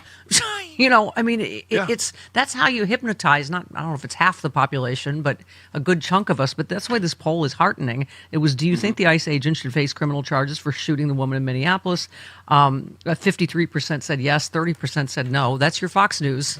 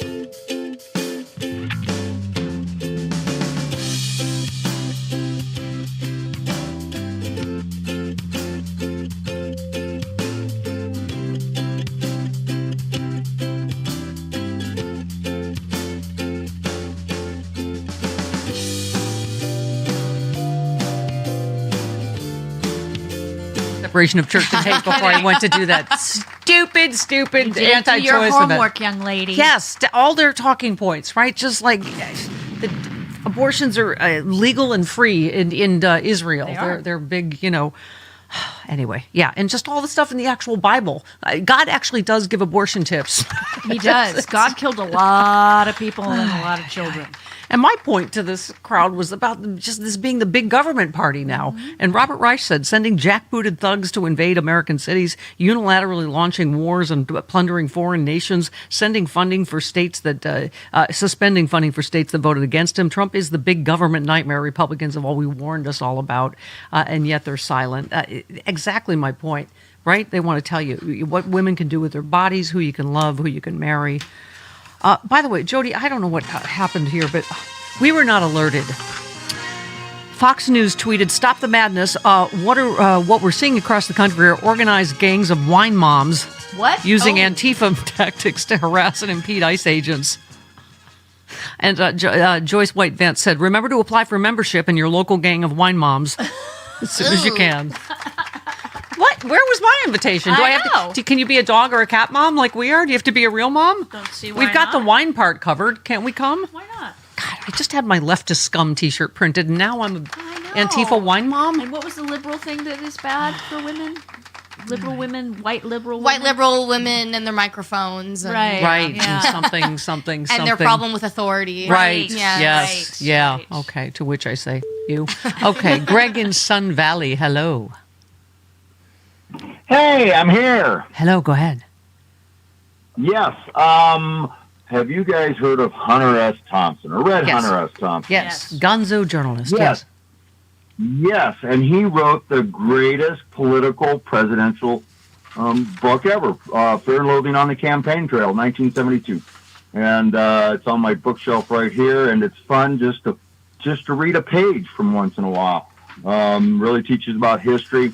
Let's go to, I'd like to talk about Hunter S., but I really want to talk about how we beat these fascists now. Okay. And I think I look at that Republicans go on TV every day. Newt Gingrich goes on TV 3 times a day, and he has since '88. And Democrats in Congress need to start doing that. What you say on the radio is awesome. What John Fugelsang says on the radio is awesome. But none of the Democrats in Congress complete the full story. I feel like that's. Nancy needs to go I out there feel and get like, arrested. yeah, Okay, Greg. I go feel ahead. like we have a lot of great fighters. I mean, obviously Jasmine Crockett, Exhibit A, but AOC. There's a lot. I mean, Ruben Gallego, I love. Do we have Senator Ruben Gallego yesterday? Which one? I'm sorry. 10. Sorry, Senator Ruben Gallego. Yes. And what we're seeing actually in Minnesota isn't immigration enforcement, it is suppression. It is suppression of the people of Minnesota. It is using ICE and Border Patrol and all these other people to basically scare the people of Minnesota. So there's going to have to be a lot of things that, should we get power as fast as possible, we're going to have to fix. And it's going to be a lot of reforms, a lot of fixes. We're going to have to fire a lot of ICE agents. We're going to prosecute a lot of them to make sure that this type of abuse doesn't happen again. Sorry, and this is my very favorite yesterday, Senator Gallego. But this is just a fit of fancy this president is having, and then all his court jesters around him are coming up with an excuse because the real reason is really dumb. It's just the president is an idiot, and we're all trying to come up with excuses. But the fact is, at the core base, this president is an idiot, and now he's putting that foreign policy into effect, which is going to negatively affect us in the long run in terms of our national security. Thank you. I don't know whether they're talking about Greenland or whatever. Thank you. The emperor has no clothes. Ugh. Also, lots more reports of what he smells like. This necrotic bag of orange trans fats. Oh, God. Okay, 58 minutes after the hour. Guess what? What? Salvation is ours. Fridays with Frangela next. Yay! Well, what a great time to talk to Peter Gallulli, CEO of the wellness company. Chris and Bella, both taken out by the flu this season. Bella just said, you don't know anybody that isn't sick right now. Peter, welcome. What a great time to talk to you. Thanks for having me. And more importantly, what a great time to have a medical emergency kit like I do. Talk to us about the whole idea behind your company and how it's so important, particularly in this flu season. It's a 30-year high we're at, right? It's nasty out there, Stephanie, and really you hit the nail on the head there. There's not a better time to be prepared for an event like this. And we, formed the company coming out of COVID, recognizing a need that, people really needed to be proactive about their health. Just waiting around to get sick and then reacting or trying to ride it out in bed, missing work, that's not a way to live, and that leads to more hospitalization. So we created these medical emergency kits to really empower each individual to have life-saving medications already in their medicine cabinet. Yeah. It sounds like a novel concept, but most people only have stuff like Tylenol, and that's not going to help. Well, we always say it's like having a pharmacy and an urgent care center right in your house, because as we always say, how many hours do you wait in urgent care? And then you're afraid you're going to get sick with something else, right? Because there's nobody that judges sick people more than another sick person. You're like, whatever they have is probably worse. And also it feels like the other truism, it always happens over the holidays or on the weekends, right? Or at a time you can't get to your doctor, right? It really does. And the best time to deal with the flu is the second you feel the onset of symptoms. That's really the gold standard to not only getting through an infection, but getting through an infection quickly and safely. To your point, if you're waiting to the point that you're so decapitated that you have to go to an urgent care or an ER, it's far too late, and you're going to be in for a world of hurt, if not getting even more infected because of all the hospital-borne illnesses that exist nowadays. Yeah. We give you the ability to have those medicines right on hand. So the second you feel that tickle in your throat, the runny nose, you can treat it head on, and that's really going to decrease the symptoms, the severity, and the duration. It's so funny. As a radio talk show host, the worst thing is losing your voice, and that seems to be always what happens to me. And you know how you know your own body. I know a Z-Pack just knocks that out for me. But I switched my health insurance, and I'm not in a system now where I can get to my doctor right away and get a Z-Pack prescribed like that. So talk a little bit about, you have telemedicine doctors. You hook people up with one right away, right? So it's not like you're not getting a doctor's guidance, right? Yeah, exactly. So all of our medical emergency kits are prescribed by a licensed physician in your state and dispensed from a pharmacy that we own. So this is medicine that is dispensed and prescribed to you directly, so you have it in advance. And imagine that, even if you did get sick, if you can get a same-day doctor appointment, you might not even be able to get the same-day prescription. And you're probably going to be out of pocket, $500 to $1,000. The average ER visit is over $1,000 nowadays. Yeah. I mean, imagine that. So you're saving money and staying healthier. Well, let me tell you the reality in LA. When I would get sick, you'd have to see, is it worth it to drive in rush hour when I'm sick to try to get into my doctor and then waiting at the pharmacy? Peter, talk about that a little bit. You're sick, you don't feel well, you should be in bed, and you're waiting then at the pharmacy. Yeah, all too often we're making these critical medical decisions when we're under a significant amount of duress. And that's really not the time that you want to be forced to make some hard decisions. And look, a lot of people choose the easy route, which is ride it out in bed. And that only makes it worse. Right. So having these meds on hand really can save a life. Yeah, and a lot of people don't have the luxury, especially in this economy with this inflation. They don't have the luxury to take time off work. They may not get paid if they take time off work. Talk about the other, because there's something in there for everybody, isn't there? And there's something for, pneumonia, UTI. Talk a little bit about the range of things you can treat. Our base blue medical emergency kit has 8 different prescriptions in there that cover 30 of the most common illnesses. We also have a black kit called the Contagion Emergency Kit, which is specifically geared around respiratory viruses that we see going around this time of year. It contains things like Tamiflu, which is directly FDA approved to treat influenza type A. To your point, they have Z-Pack, ivermectin. They have great medications that really are life-saving, safe medications. And look, if you need to talk to a doctor after you have a kit, we got those on standby with our telemedicine service. So we really put the power in your fingertips to treat yourself. Yeah, that's what it is. It's putting patients back in control of their own health, which, like I say, particularly people are so concerned now about their health insurance premiums going through the roof. They can't even afford health insurance. It is a scary time out there. So, being proactive feels like you are a man way ahead of your time, Peter Galuli. I try. Thank you. So folks can order this medical emergency kit. There's a $45 discount for my audience. Go to urgentcarekit.com/Stephanie. That's urgentcarekit.com/Stephanie. Never put anyone else's name in. Always Stephanie. Right, Peter Galuli? Stephanie, 100% of the time. CEO of a wellness company, Rockstar. So great to talk to you, Peter. Thank you so much. Hi, everybody. This is Bob Circosta, and it's time for another Bob's Best Buys. And today we're talking about pain, something we can all relate to, right? Whether it be stiff joints, sore knees, or those everyday aches and pains. Well, now there's a way to help control the pain, and it's called Artrex, a cream that works. From the team at BioVed, Artrex is activated by Ayurveda, an ingredient that's been around for 5,000 years. It focuses on natural wellness, promoting circulation, and helping to fight inflammation.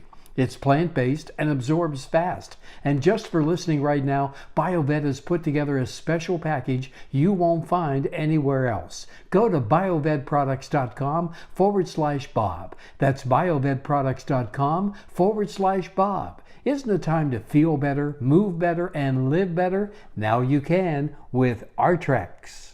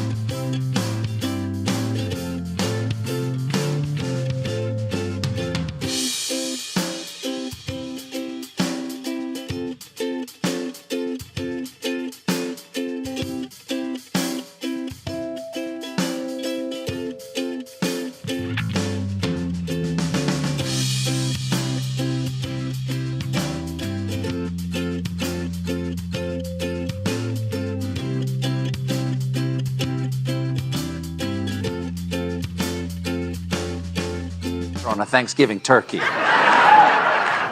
And all because he brought up the Epstein files. Which reminds me, where are the Epstein files?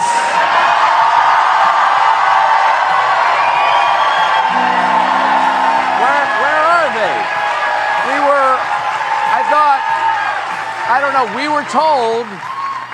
We were told that there would be Epstein files. In fact, you signed a law mandating that you would have to release the Epstein files by the middle of last month, but you still haven't. It kind of makes you seem like a, what's the phrase? Pedophile protector! Stephen Colbert, hero of democracy, guy at the Ford plant, hero of democracy, and of course, my future husband after I divorced Bob Cesca, Lawrence O'Donnell. And in giving that little finger yesterday, Donald Trump created a national hero who takes his place in history now with more dignity than Donald Trump has ever mustered. When Donald Trump walks by, everyone in America has a First Amendment right to say pedophile protector. When Donald Trump walks by, everyone in America has a right to say whatever they want. And only Donald Trump among our presidents could decide to make a factory worker who criticizes him world famous and a bit richer by Donald Trump indulging his childish anger and delivering a childish public performance of Trumpian vulgarity. Thank you, Lawrence O'Donnell, hero of democracy. Speaking of which, one last one. Jody, who said, "Who did you shoot this time, you cosplay patriot?" I served in the Army 13 years to wear that uniform, and your fat ass did 47 days to wear it because you're a Meal Team 6 Gravy Seal mother... Gomer Pyle. It doesn't matter who said it. He's a hero of democracy, said one of the protesters on TV in Minneapolis. Okay, speaking of heroes of democracy...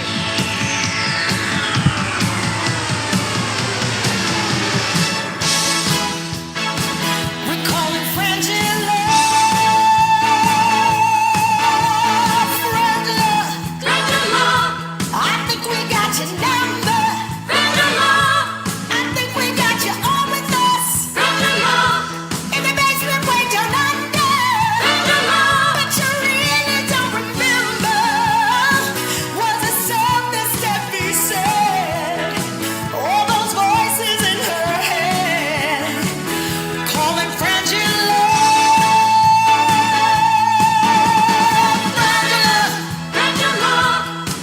Good morning, Frangela.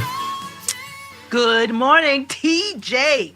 Good TJ, Good morning. TJ is my hero. Yeah, That's my TJ. husband. TJ brought it to Speaking work that day. Speaking of heroes of democracy from the great state of Michigan, I had Secretary of State Jocelyn Benson, the next governor of the great state of Michigan, home of Angela V. Shelton of the... Detroit Shelton. Oh, thank you. Yes, that's where The Detroit Shelton. Yes.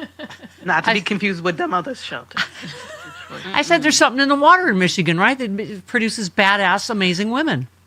I will tell you that Francis knows that we are, what's the word? Pugnacious, quick to fight. She has had to curb a lot of my Michigander instincts. Yeah. Oh, well, we've been on tour together, so I have. Yes, We you have. You have understand thrown that- many a Girl Scout into a jukebox in many a city. What am I saying? Nobody needs to play more than 3. Okay? Not more than 3 songs by Santana. Thank you. That's the rule. That's the It's rule. a rule. Yeah. 3 is I generous. may have played that 4th one. That's okay. It was Just in to that see Girl what Scout's happened. heart. It was in that Girl Scout's heart. She played the first 2. So, children gotta learn. I said this earlier, and I know I don't have to tell you, but as someone posted on this whole tragedy in Minneapolis, they're like, it's been happening to black people the whole time. I mean, it literally shouldn't be that. Oh, but they shot a white Christian lady, soccer mom in a Honda. Yeah.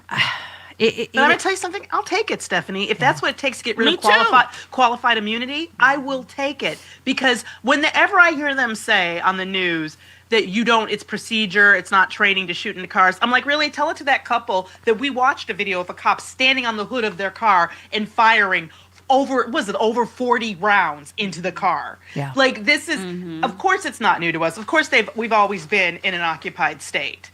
But if we can get rid of qualified immunity, and it is the first time in my life I'm seeing politicians, senators, talk openly about getting rid of it. And for me, if this is how we get there, then bless Renee Good even more than I already was. Yeah.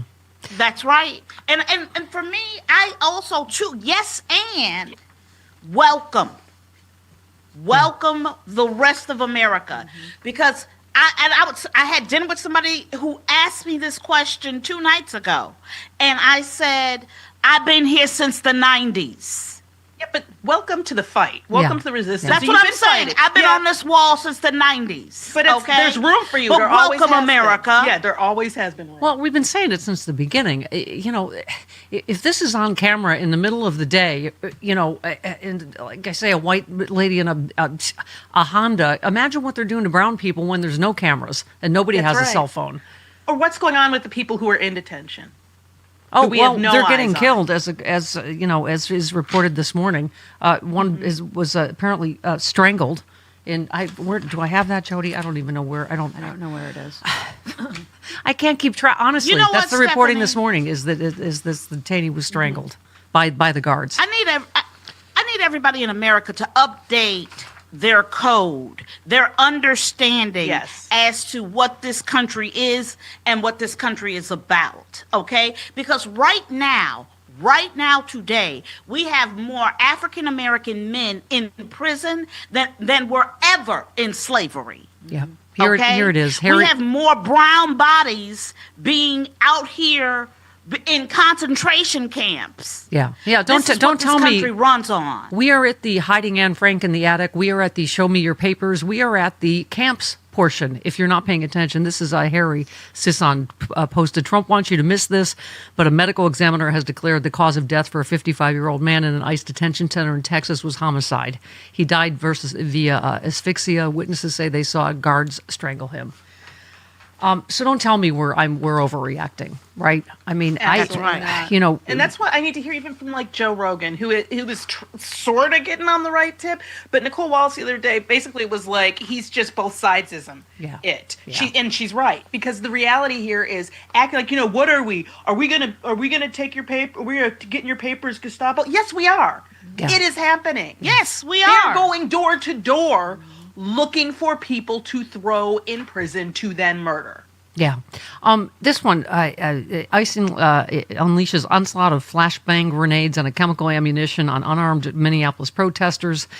Several protesters were struck. Allison Gill said it seems as though ICE has been instructed to escalate the violence to justify more violence and to create propaganda to make us forget we outnumber them 10,000 to 1. Yes. You know, so that they can stop and won't have a midterm. Yeah. So that he can take over. So we We're won't have watching elections the ever. playbook. Well, ever again. Governor Pritzker just said it. That's what I asked Secretary Benson because, Brooke said today Trump threatened to invoke the Insurrection Act when asked about midterm elections, said, when you think of it, we shouldn't even have an election. To those of you who said we were overreacting, you can all the way off. I mean, you got to keep saying it out loud. You got to keep naming it, as Governor Pritzker and others are doing. I don't want to, fearmonger and depress turnout, but we've got to keep saying it out loud. We have to be ready for everything. 100%. Michelle Goldberg wrote a column, I think it was earlier this week, where she said the pussy hats were right. Yeah. Yeah. That, and it's like, yeah, you called us hysterical, but we were right. This man is a fascist dictator. He is a despot. And everybody who works for him, they're just SS people. They're carrying it out. Let me tell you something. Every day, Francis and I have this debate on who we hate the most. And it's a stiff I competition. have room for everybody. I hate everyone that got us to this moment. Such a good person. Like, the women who were Cassandra at that time and are still at this moment are screaming.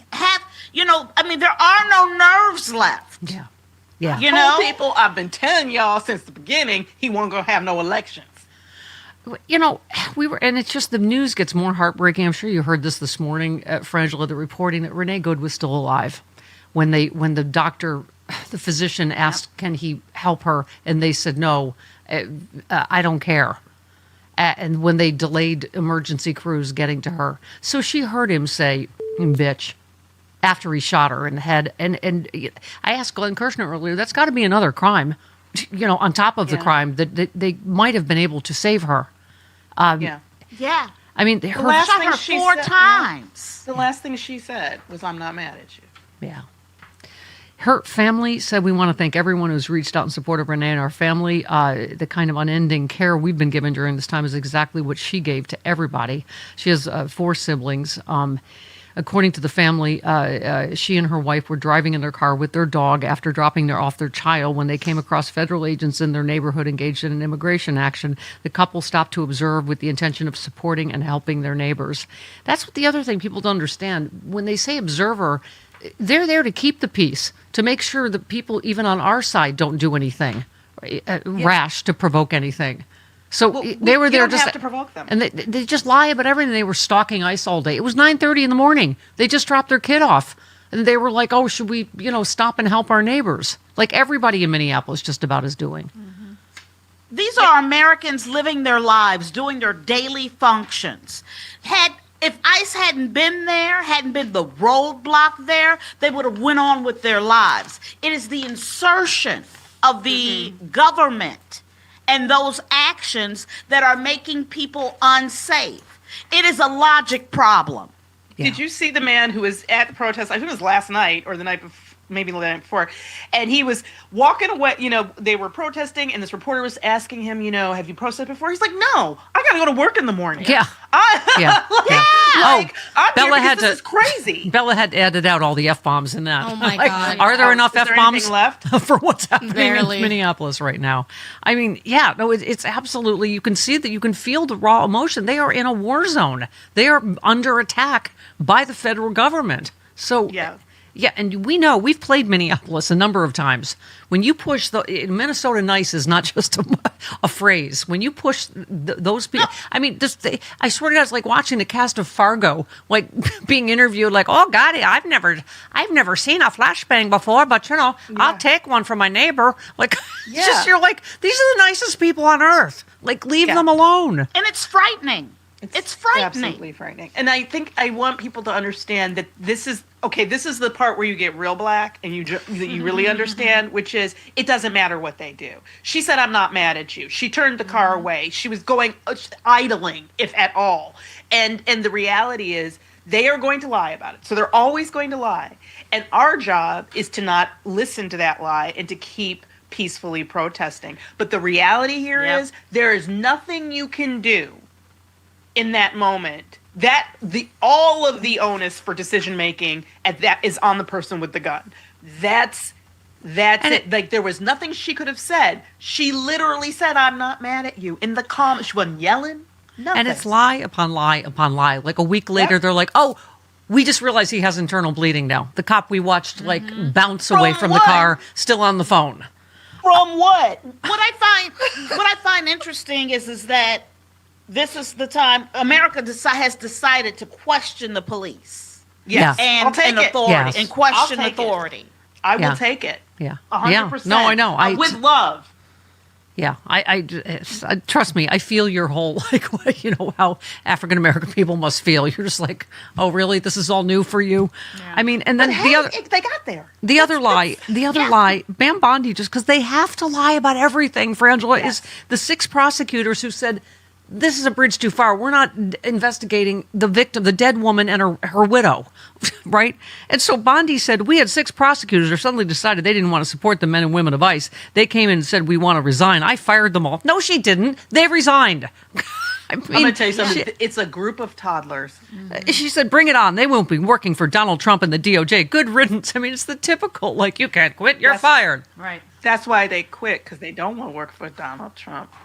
That's why they quit. Yeah, but it's just they have to lie about everything. It's just exhausting. And it's just ridiculous. And what I'm most amazed about is this alleged third of the country that believes them. I was like, we need to be doing and the mandating media cognitive tests. Yeah, the media just reports he has internal bleeding. You're like, oh please. I mean, the boo boo the fool rule. His ulcers. The boo boo the fool rule is kicking in. Yeah, nothing touched him. I know. Like, so it's like, prove it. Let me give him an exam on, let's see it. Yeah. But even still, it didn't happen from anything she did. But the point is, every time they talk, and I'm so frustrated with the media for that, for acting like reporting isn't calling out what is reality. Well, do we, sorry, we're running late, but do we have this one? This isn't, all right, we're going to break. But it's the Irish reporter. Is the only one that had the stones to say to Caroline Leavitt, the ICE agent obviously murdered her. Because the Irish are black people. They're the black people of Europe. That's why. There you go. That's right. All right, we'll play that for you. We're down. We get back. 21 minutes after the hour. Good morning, Malcolm. So you just said, I've seen enough. You said this morning, you said you usually wake up at 3:30 a.m. Oh, wow. I thought I was the only one that gets up at ass o'clock. You said, but for some reason that wasn't enough. I started doom scrolling. You just said we're in a period of American history in which it's hard to sleep with the fear that something more horrific is going to occur than the day before. I spoke at a rally supporting and remembering Renee Nicole Good. I thought I'd seen enough to make me as angry as I could possibly be at this regime. You said, I view ICE as an entity that operates above the law, is patently out of control. Right now, the U.S. is operating Gestapo, basically. That's 1936 German phrase. I can't pronounce it. For state secret police, which is Gestapo, you said that it was an organization set up to violate the civil rights and to remove life, liberty, and the pursuit of happiness of their own citizens. It did not start with the Holocaust, but it did start with kidnapping, torturing, and executing their neighbors. ICE is now a lawless entity. It is operating at the personal discretion of a dictator with the express intention to instill fear and threaten violence against its own citizenry. The technical definition is state terrorism. Malcolm, I opened the show with just the latest 5 videos I'm sure we've all seen on social media. But go ahead. Yeah, that was bothersome to me. The video of the boy who they kidnapped from the Target, who's shouting, I'm an American, I'm an American. His mother, I guess, had told him to start carrying his passport, so he had his passport on him. And then they drop him off 3 hours later, not at the Walmart, at the Target, at a Walmart that's blocks away. Yeah. They dump him out, and this guy comes up and starts talking to him, and he says, "Are you okay?" And the kid goes, "No, I'm not okay," and burst into tears. People are noting that he was beaten, he had blood all over his face, and it upset me greatly because, as I said in a later Substack, I spent my whole life protecting American citizens. I spent my whole life making sure that you guys could feel safe where you were and in your body. And here, I couldn't do anything for this kid. I couldn't do anything for him. And now I've got my own government is now the greatest threat to my life, to the life of other American citizens. And it's just disgraceful. This other video of the woman being dragged out of her car, piled on. They've got orders now. They have orders to do this. This is not the odd guy here and there. Yeah. They've determined that if you're videotaping them or you're following them, they're going to treat you like a criminal. They're going to violate all of your freaking constitutional rights. And that kid, he had all of his constitutional rights violated. Yeah. All of them. They tried to say that Renee Nicole Good was following them. It was 9:30 in the morning, Malcolm. She just dropped her 6-year-old off at school. She wasn't stalking ICE. I mean, it just the lies on top of lies. I mean, and your piece is, as usual, chilling. You said we are our own safeguard now. This is why local militias formed in 1775, because under intolerable acts, King George III had done all of this and more. You said I was upset because I heard a child crying and saying, I'm not okay, and there was nothing I could do. His neighbors took care of him as was proper, but it left me fighting mad. I was shaking with rage that I could not help but protect this child. So you said, let me end with this. Minneapolis is quickly becoming the Boston Commons of the possible second American Revolution, a peaceful one where we use people power to hit the streets. We need to choose here and now if we're going to allow this to continue. Massed protests and flash mobs to surround ICE units that scream your displeasure is your right. They are agents of the government gone amok. They need to be watched, tracked, confronted. If you live there, join in. If you don't, spread the word. We have a tyranny on hand, and we need to understand that it's coming for all of us. Be safe, be warm, be vigilant. I guess that's it. It's the first they came, Yeah, Paul, we're there. If we're at, white Christian, moms being shot point blank in the face on camera in the middle of the day, then they're coming for all of us. Yeah, but you have to understand that's a mindset within these groups. When I wrote in that book, They Want to Kill Americans, a lot of these white men, all right, MAGA guys, feel that liberals, particularly liberal women, okay, are essentially race traitors.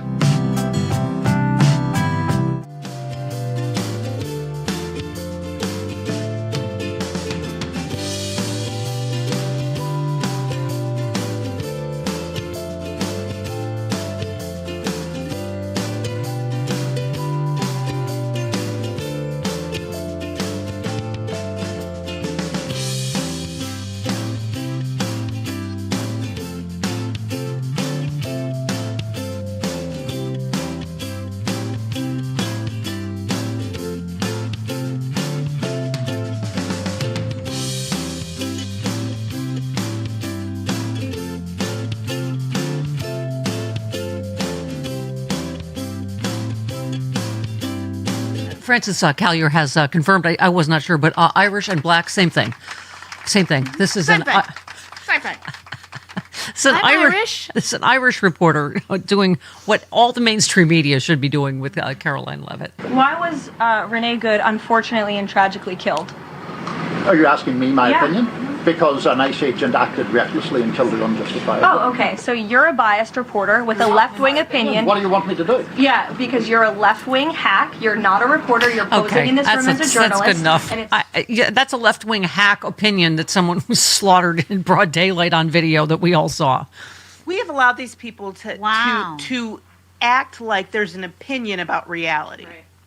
Yeah. And that is ridiculous. And when I look at reporters, I'm like, your job is not objectivity. Your job is to report facts. Yeah. And if you're going to sit here and say that she was shot, but what kills me is they act like describing what actually happened is wrong, but they can say, unfortunately, well, was she asking for it? Was she disobeying? Was she trying to kill someone? Then it doesn't make sense to me why they keep appealing. They also are the most guilty of trying to recruit at a Klan rally. The Yeah. media, like, trying to get these viewers who are never going to want you, boo. Yeah. Yeah. No, but if you watch Fox News and just the spin on all this, it's straight up propaganda 24/7. Someone posted, professional liar Laura Ingraham showed her Fox propaganda audience a selectively edited clip to make it look like Mayor Fry was telling police to fight ICE in the street when he was actually saying the opposite.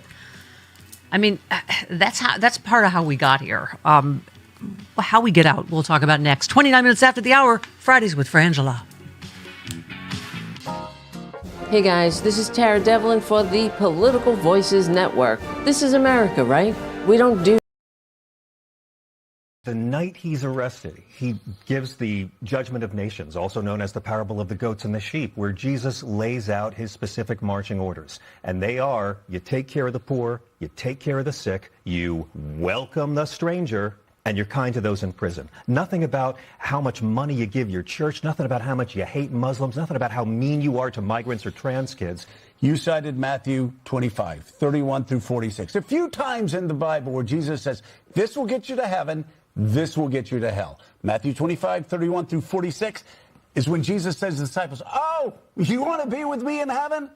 This is what you have to do. And what did he say? Well, he says exactly that, and he calls out his fake followers, the ones who talk a good game but don't. Individuals and nations. It's very important here. Take care of the poor, take care of the feed poor, the hungry, take care of the clothe sick, the naked, take care of the sick, visit people in prison. Welcome the stranger, like his dad commands all over the Old Testament. Treat the alien as one of your own. The Good Samaritan story. That's not happening here. No. And it's like you don't need to believe in Jesus as a literal thing or a divine magical thing to recognize that his loudest, most obnoxious adherents do not follow his teachings. If I'm in a band and I call us a Rolling Stones cover band, and I advertise as a Rolling Stones cover band, but we never actually play any Rolling Stones songs, I should find a new name for my group. Right. And Jesus's is taken. And the MAGA movement legislates against his actual teachings. If this offends anyone, show me one teaching of Christ that this movement actually fights for instead of calling woke. And that's why Christ's teachings are as much a threat to authoritarian power today as they were 2,000 years ago.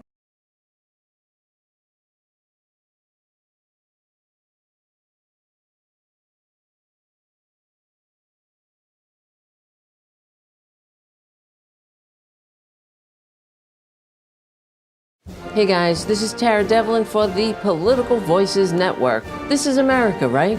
We don't do kings here. No crowns, no thrones, no authoritarian cosplay. That's why we created the No Kings American flag pin. It's small, it's bold, and it says exactly what you're thinking without having to say a word. Put it on your jacket, your bag, your hat, even your cat. It's your quiet way of signaling to other patriots that you believe in democracy, and yeah, that still matters. You can grab yours now at store.politicalvoicesnetwork.com. The No Kings American flag pin. Because in America, the power belongs to the people, not the palace.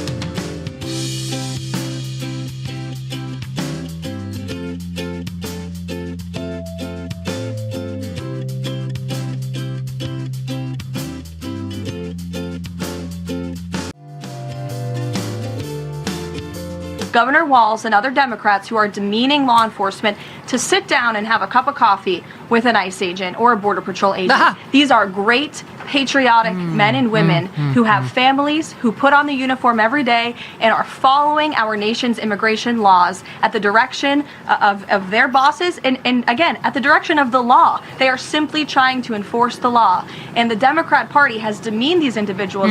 They've even referred to them as Nazis and as the Gestapo. And that is absolutely leading to the violence we're seeing in the streets. Okay. I'm sorry, they have a uniform? Remember when they said to Obama, if you just have a drink with Mitch McConnell and stop being such a divisive, racist jerk, everything would be fine in America. And he's like, you have a drink with Mitch McConnell. Yeah, I think we'll pass on the drink with the ICE guy. Okay. Wow. Beverages can't carry all that. Beverages can't do all that work. I love, so this is on, I sometimes go to foxnews.com just because I don't like myself, obviously. How do you do it? When I get tired of getting over by someone else on a dating app, I go to foxnews.com, Frangela, and but they make this sound like this is, like this is the tiny violin for the besieged white man in America. Music that no one speaks to this better than you, Frangela. Federal law enforcement agents were forced to leave a Mexican restaurant in St. Paul, Minnesota, after other diners began shouting expletives at them. So I see. So would be the victims, not the fact that they're indiscriminately shooting people in the face and otherwise terrorizing the people of Minneapolis, which is why they may have some feelings about them. Did you see the video of them kneeing the guy in the face? Yeah. Oh, there's a string of videos of them just like assaulting people for no reason. You know what? Why I'm would starting you have a a charity. hero's welcome? Can I just say, I love the heroes in this diner. One shouted, "Get them out of here, you fat little coward mother un-American pieces of..." Okay. Listen, when it comes to ICE, we all have to be okay with body shaming. All right? No more PC rules when it comes to them. All of that's out the window now. Did you see them all slipping on the ice? And the one guy he's running after a guy, and he keeps falling over, and so then he just tackles some random old person that has nothing to do with it and starts beating because he was mad. Same reason Renee Good was shot, because he was mad, not because Right. And it didn't make his anger dissipate. Did you notice that? He shoots her in the face and then calls her, cusses about her. It doesn't get rid of the anger. Yeah. And I was just about to say, the beauty, if I can find a beauty in this moment, is that we get to examine, they get to examine unexamined male rage. Yes. Yeah. In this country. It may cost our democracy. We may have to lose our civil rights, but if it helps just one white man feel whole and respected, it is worth it, Stephanie. You don't know, for the cost of your democracy. I feel like I'm sitting, your dignity. I'm sitting on your front porch with you. I'm shucking beans. I'm playing a harmonica, and I'm listening to you talk about the plight of the white man. Okay. I'm starting a charity to help straight cis white men survive emotionally. I mean. By the way, weren't we always none of the trophies they expect? I was just going to say, aren't we supposed to be the DEI? Like, everybody gets a participation ribbon, liberal, blah, blah, blah. Have you ever seen anything more pathetic than this taking someone else's Nobel Prize? By the way, someone said, pro tip, if I earn an Olympic gold medal and I give that medal to you, you are not an Olympic gold medal winner. Thank you. Let me tell you something. What she needed to do, where she screwed up, was she didn't have a whole ceremony. Right. I would have hired some actors who could do a good, like, Swedish or whatever, Norwegian accent, all that accent. It's so pathetic. And I would have held a ceremony so he thought he was really getting it. The FIFA Peace Prize thing, and now this. It's so embarrassing.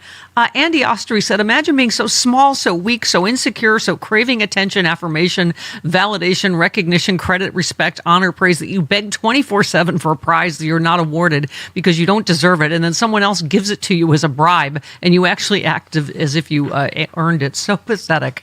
I mean, he's going to end up bombing and taking over the Nobel Committee. You know that, right? Yeah. Absolutely. But did you see what the Nobel Committee came out with? Yes, they so tweeted out. You can saying, hand the physical thing, Francis, but that's you can't transfer.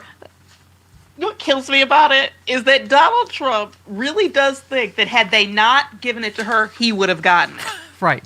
The guy that he bombed was number 2. The guy that bombed 7 countries this year and is threatening to invade. Killing his own citizens. Thinks I know. If she had just turned it down, they would have had no choice but to go give it to him. I understand, I guess she gets the, presidency, which she already rightfully won. She did. Talk about the misogyny of this, right? But, someone else said Machado will spend the rest of her life explaining this. By handing over the Nobel, she didn't silence the tantrum. She guaranteed she'll never live down the disgrace of appeasing it. And understand that's not the only bit of appeasement she's probably had to do. Oh, yeah. We just the only one we know about. Yeah. And I guarantee you, she was on a call. This is the thing that makes me angry about it as a woman. She was on a call with 50 men who told her to do it. Yeah. Yeah. Said she had to do it. Yeah. Advised her to do it. I would have Said hired that the some country. models and had a whole ceremony. Absolutely. And meanwhile, today's war crime that we've been talking about all morning, Frangela, Valentine says a sitting U.S. president stole $500 million in another country's oil money and transferred it into a personal account, and it's barely making headlines. Katie Fang posted about the main bank account holding revenue from Venezuelan oil sales is located in Qatar. Elizabeth Warren said there is no basis in law for a president to set up an offshore account that he controls so that he can sell assets seized by the American military. I mean, we're off in some kind of uncharted territory off in space at this point legally. No, we're not. No, we're not, because this is old pirate law. You keep what you kill. Every day is Talk Like a Pirate Day? This ain't new. Yeah. But to have our elected officials, the brazenness of it and the absolute, people need to stop. I think we need to stop deifying the Constitution and understand this was a document with many, many flaws that we have to correct. The thing that's giving me hope every day is they're pushing this country to a revolution. Yeah. They are pushing it to a place where we will get rid of all of these evil things that have always been inherently wrong. Like, we'll address the Supreme Court. We'll address the fact that the way the Senate is elected. We'll address qualified immunity and poverty and education because it's everybody losing it now. Well, and Angela, as Sam says, 67 U.S. senators are needed to remove a sitting U.S. president from office. At present, 47 U.S. senators are not Trump-supporting Republicans. Just 20 Americans are allowing insanity to dictate humanity's fate. I mean, I don't know a person that doesn't say that we cannot sustain this. No, absolutely not. We aren't sustaining it. Things are already not functioning, and they're going to get worse, and we know it. The closer we get, we are at before the first month of the year starts. Yeah. Get ready. Everybody needs to get prepared because October. I don't know. Yeah, exactly. Jody, who said it's an issue of who he's become, a vain autocrat who's building himself a gilded ballroom and falling asleep. He's implicated in the Epstein affair by Epstein himself. It is just too much. It's grotesque. He has become a grotesque figure. Machado. No, that's a bad guess, actually. Really bad guess, right? Simon, Sorry. what's his name? I'm really bad Washington at this. Post. Doesn't matter. By the way, speaking of grotesque, Johnny says it's being reported that Ford workers say Trump smells unforgettable. There's an unforgettable, awful body odor. Ugh. We've heard this previously from Noel Kassler and Adam Kinzinger. Yes. Honestly, They're in what a factory, by the way. Yeah, exactly. What else would a bloated, corrupt dictator smell like? Rotting fast food, cheap tanning spray? I assume fascism. I can't even imagine. But I hear this over and over. So I don't know if it's poopy diaper. I don't know what. Yeah. I think he wants the real reason that they're going to, as I've said before, tear down the White House and the West Wing. It's to put in a shower he can actually get in. I think someone used the word necrotic. I think he is necrotic at this. I mean, I don't want to make any predictions, but I think this might be the year. I'm just saying. I just want to say to any blood clots out there, do your job. Angela Get V. free. Shelton. Angela Louise. It's just in general, I want all things to be free. I'm just saying, of all the other things that are terrifying in terms of him having the nuclear codes, doctor claims Trump suffered serious medical issue. I mean, I'm not a doctor, but a lot of doctors are are looking at him and saying a lot of this is obvious, even from what we know. But and this is what a lot of doctors are saying. Donald Trump suffered a stroke several months ago and has kept it from the public. A prominent medical expert suggested. I think his stroke was on the left side of the brain, which controls the right side of the body. I think the stroke was 6 months ago or more, earlier in 2025. There are videos of him shuffling his feet, which is not what we'd seen previously when he was striding on the golf course. We've seen him holding his right hand cradled in his left. Earlier in 2025, he was garbling words. He's had marked episodes of excessive daytime sleepiness, common among stroke patients. Also a symptom of dementia, as I can tell you.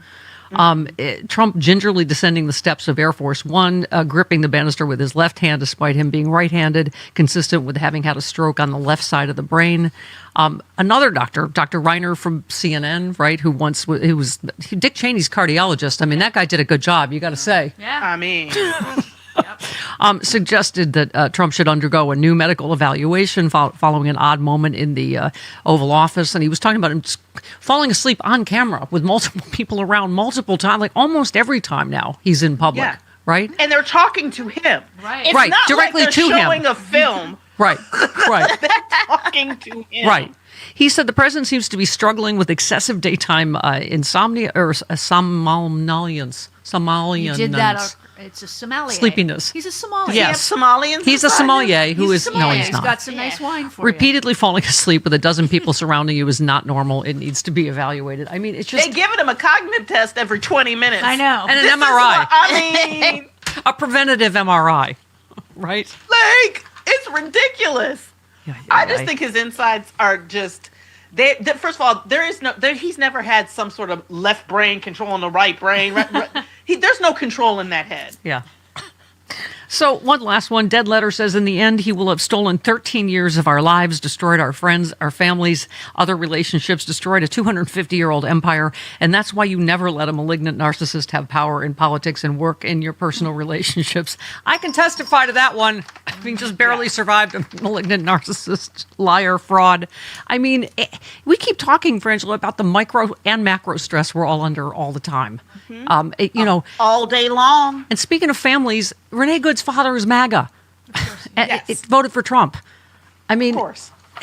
it's, and of course when he I was... haven't heard him say anything against Trump either. Yeah. Yeah. He may have. Tell me if he has, because I well, haven't seen that. Trump was asked about it, and he's like, oh, did he? Well, that's great. Just making it about himself. And he was asked about the father being heartbroken. His daughter's dead, but he's a sociopath. There's no other way to put it, right? 100%. And I think that's even insulting to sociopaths. Yes, I apologize to sociopaths, even the ones I've dated. Anyway, go ahead, Frangela. What? What now? See, now I want to hear about the dating. Oh, Absolutely. Well, this we one all was in bad. now. This one was bad. Complete fraud. Liar. Nothing she said was true. It's not important now. Half her family went to jail for fraud. Okay, that's not important now. Oh, that's the family business. Listen, That's you know what? Trumps. I That's know just that like you and the I, Trumps. Angela, we're not going to be on the welcome wagon for MAGA voters, but I have a little more empathy for being conned by a really good con artist. Not the people that are still with him, but the people that maybe originally were conned. Well, you have to understand, if you focus that hard on lying to somebody, you'd be good at it too. Yeah, if you've done it for that long. Yeah. Right. Yeah, that's a career, a career fraudster. Right. There, you can't get over on them. Yeah. But no, it did give me some new empathy for, we have to be in which movie do we always say? Stella got her groove back. I don't, it's when, Waiting to exhale? Yeah, the narcissist clothes are on fire. We need to be like, girl, get in the car. I believe that's Get in the Waiting to Corolla. Exhale. We understand. He was a bastard. Let's go. Yeah. Let's go. Let's It's go. done. Let's It's go, done. America. Hey, there ain't You know what, nothing a America? margarita can't take care of. That's Angela V. right. Shelton. And All right. you know what? When it's all over, we're gonna move to a new town and get a new identity, right, Yeah. Angela? That's right. It's gonna be fine. 48 minutes after the hour, this portion of the show. Hola, Carlos. I can't keep up. I try to dip into this insanity, but woo! Well, They want- Jimmy Kimmel did, I think it was a thing of all the ICE agents slipping on the ice to it, like some Ice Capades music or whatever. That's the funny part that looks like Reno 911. And then you have the horrible fascist, just unbelievably depressing part of what is happening with ICE. right? And Yeah, as we keep would've saying, they're not thought. cops. They have no jurisdiction to pull over American citizens in the first place and tell them to do effing anything. I just can't imagine in a world where people would go along with that, snatching human beings, separating children, people with cancer, people that are working in a Target. I guess I was brought up with halfway decent parents because I can't comprehend going to bat for this Jim Jones psychopath. Yeah. I can't comprehend rich people enabling him and or somebody like Lindsey Graham being afraid, probably because of video evidence or death threats, but people willingly able to treat other human beings that way. But it's always been that way. We've been spoiled. The world is like that, and I think it's coming to our door that, oh yeah, human beings are deeply flawed. Yeah. We're just doing a warning. Exactly. No, I keep now a warning. I keep talking about seeing the movie Nuremberg last weekend. The psychiatrist played by Rami Malek, on an interview show selling his book, saying if you don't think this can happen in America, you're crazy. If you don't think half of the people would kill the other half to rule over them, and they said he was crazy and his book was a flop and he ended up committing suicide. But yeah, we underestimated the fear lying in dormant after the Civil War. Like everybody says, we really should have taken care of the South and really buried them because they have been lying dormant. And when he said in that first debate, I think with Hillary, stand down and stand by. Stand back and stand by. He knew what he was talking about. This was breeding for a while. I love this. By the way, as I proved a few weeks ago, Sean Hannity is very easily tricked. But even on Fox News, sometimes, Carlos, they can't control. So Hannity asked the reporter there to speak to demonstrators to see what they're marching about.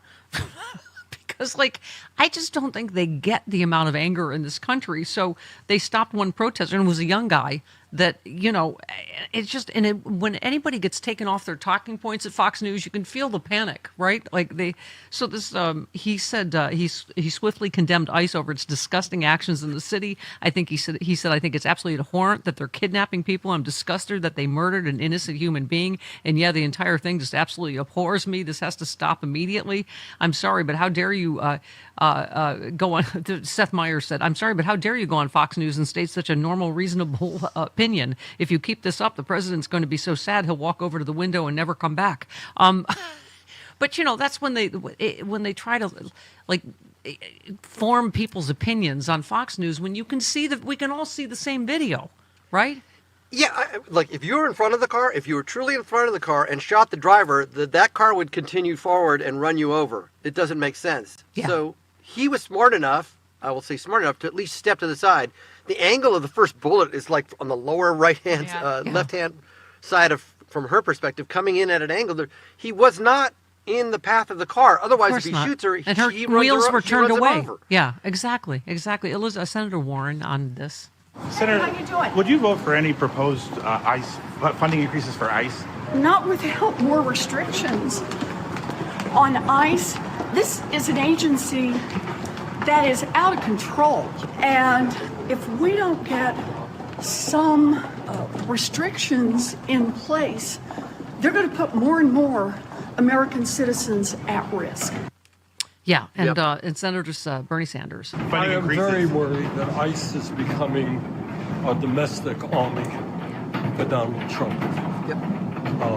And this goes way beyond the issue of immigration. It goes to a movement in this country toward authoritarianism and fear. We opened the show, Carlos, with I think it's about 5 different incidents that I happened to see on social media yesterday. Yeah. Them smashing that woman's window, cutting her seatbelt, and dragging her out of the car. She was trying to make the disabled woman on the way to a doctor's appointment. Yes, right. There's the other guy that's had his eye shot out and said, screaming for help, and they're taunting him that he's going to lose his eye. The kid you mentioned that they dragged out of Target and bloodied and beaten, and a U.S. citizen again dropped off miles away at a Walmart.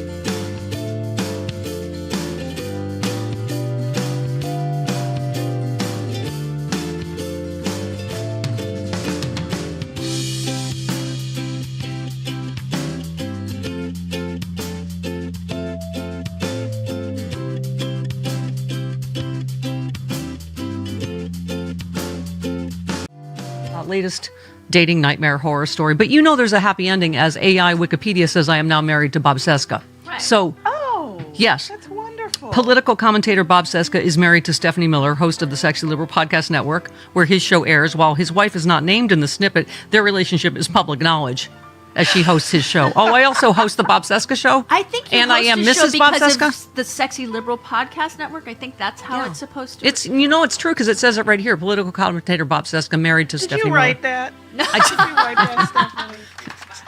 You wrote that. It's in okay. my latest grief, I'm like, you know I what? haven't even thought about it. Let me go get I'm just going to AI marry Bob Seska. Are you as creeped out as we are by AI? There's that one. Oh my God. There's a PR shot of me in fishnets, and somebody made me stand up. But then yesterday they made me turn around and do like a lap dance. I'm like, that is so creepy. Wow. Yeah. I can't get AI Wow. to write a coherent sentence. How are right? people getting it to? I am not using AI right at all. No, I can't get any of that out of it. Now we've previously discussed Erica Kirk and her black leather morning pants, which, as you know, she has switched to these sparkly gold sequin morning outfit with Because we couldn't fireworks. see her morning well enough, okay? It needed more sparkles. Can I just say, so the both sides do it thing just does not, because as you know, she's just out making money. What do you call it? That they're the GoFundMe for the ICE murderer. I don't know how much they've raised, but what I was saying, for what? He's not even charged with anything. Just to say, "Attaboy, good job," shooting that woman in the face. But I mean, That's what it is. The Yeah, suspended it's a tip. the suspended Ford worker who was flipped off by Trump, and he was suspended. He paused donations on his GoFundMe. That's the difference, right? Same with the Renee Good's family, Renee Good's yeah. family said thank you. We're good. Yeah. I mean, they said, we greatly appreciate the outpouring of support. At this time, we're closing donations to this campaign. Encourage you to look for other causes and organizations to support. And again, he didn't even start it. Other people did, just appreciated his courage in doing what, the mainstream media won't do, right? I love TJ, the auto worker, getting $800,000. I mean, I love it. And Ford shouldn't have suspended him, So Absolutely not. They're filing a grievance. No. Yeah. Okay, I'm going to give you a one guess. Trump says his humiliating peace plan failures are all one person's fault. Who do you choose? Trump says it? Oh, Joe Biden. No, that was a really Obama. good guess. No, this is Zelensky. Obama. It's Zelensky's. That's another good guess. one, yeah. No, Zelensky. Okay. Yes. Got it. Yes. Oh, man. He said Putin is eager for peace. No, he's not. Yeah, that's obvious. He said, I think he's ready to make a deal. I think Ukraine is less likely to make a deal. The Kremlin said they agree with Trump's remarks, which I don't know. I could not be more shocked. These people, I mean, they really think we're stupid. Yeah. Like, they 100% think we're just idiots. Yeah. I know. You know what I find? Watching them play this long game over in Russia is really interesting. Yeah. Because Putin is like, I got time. China's like, I got time. If it's gonna take you 4 years to make a move on the map, I'll wait. Yeah. Exactly. Friday's friend, a final word, idiot of the week. Go get it. Sexyliberal.com. We love you, Frangela, so much.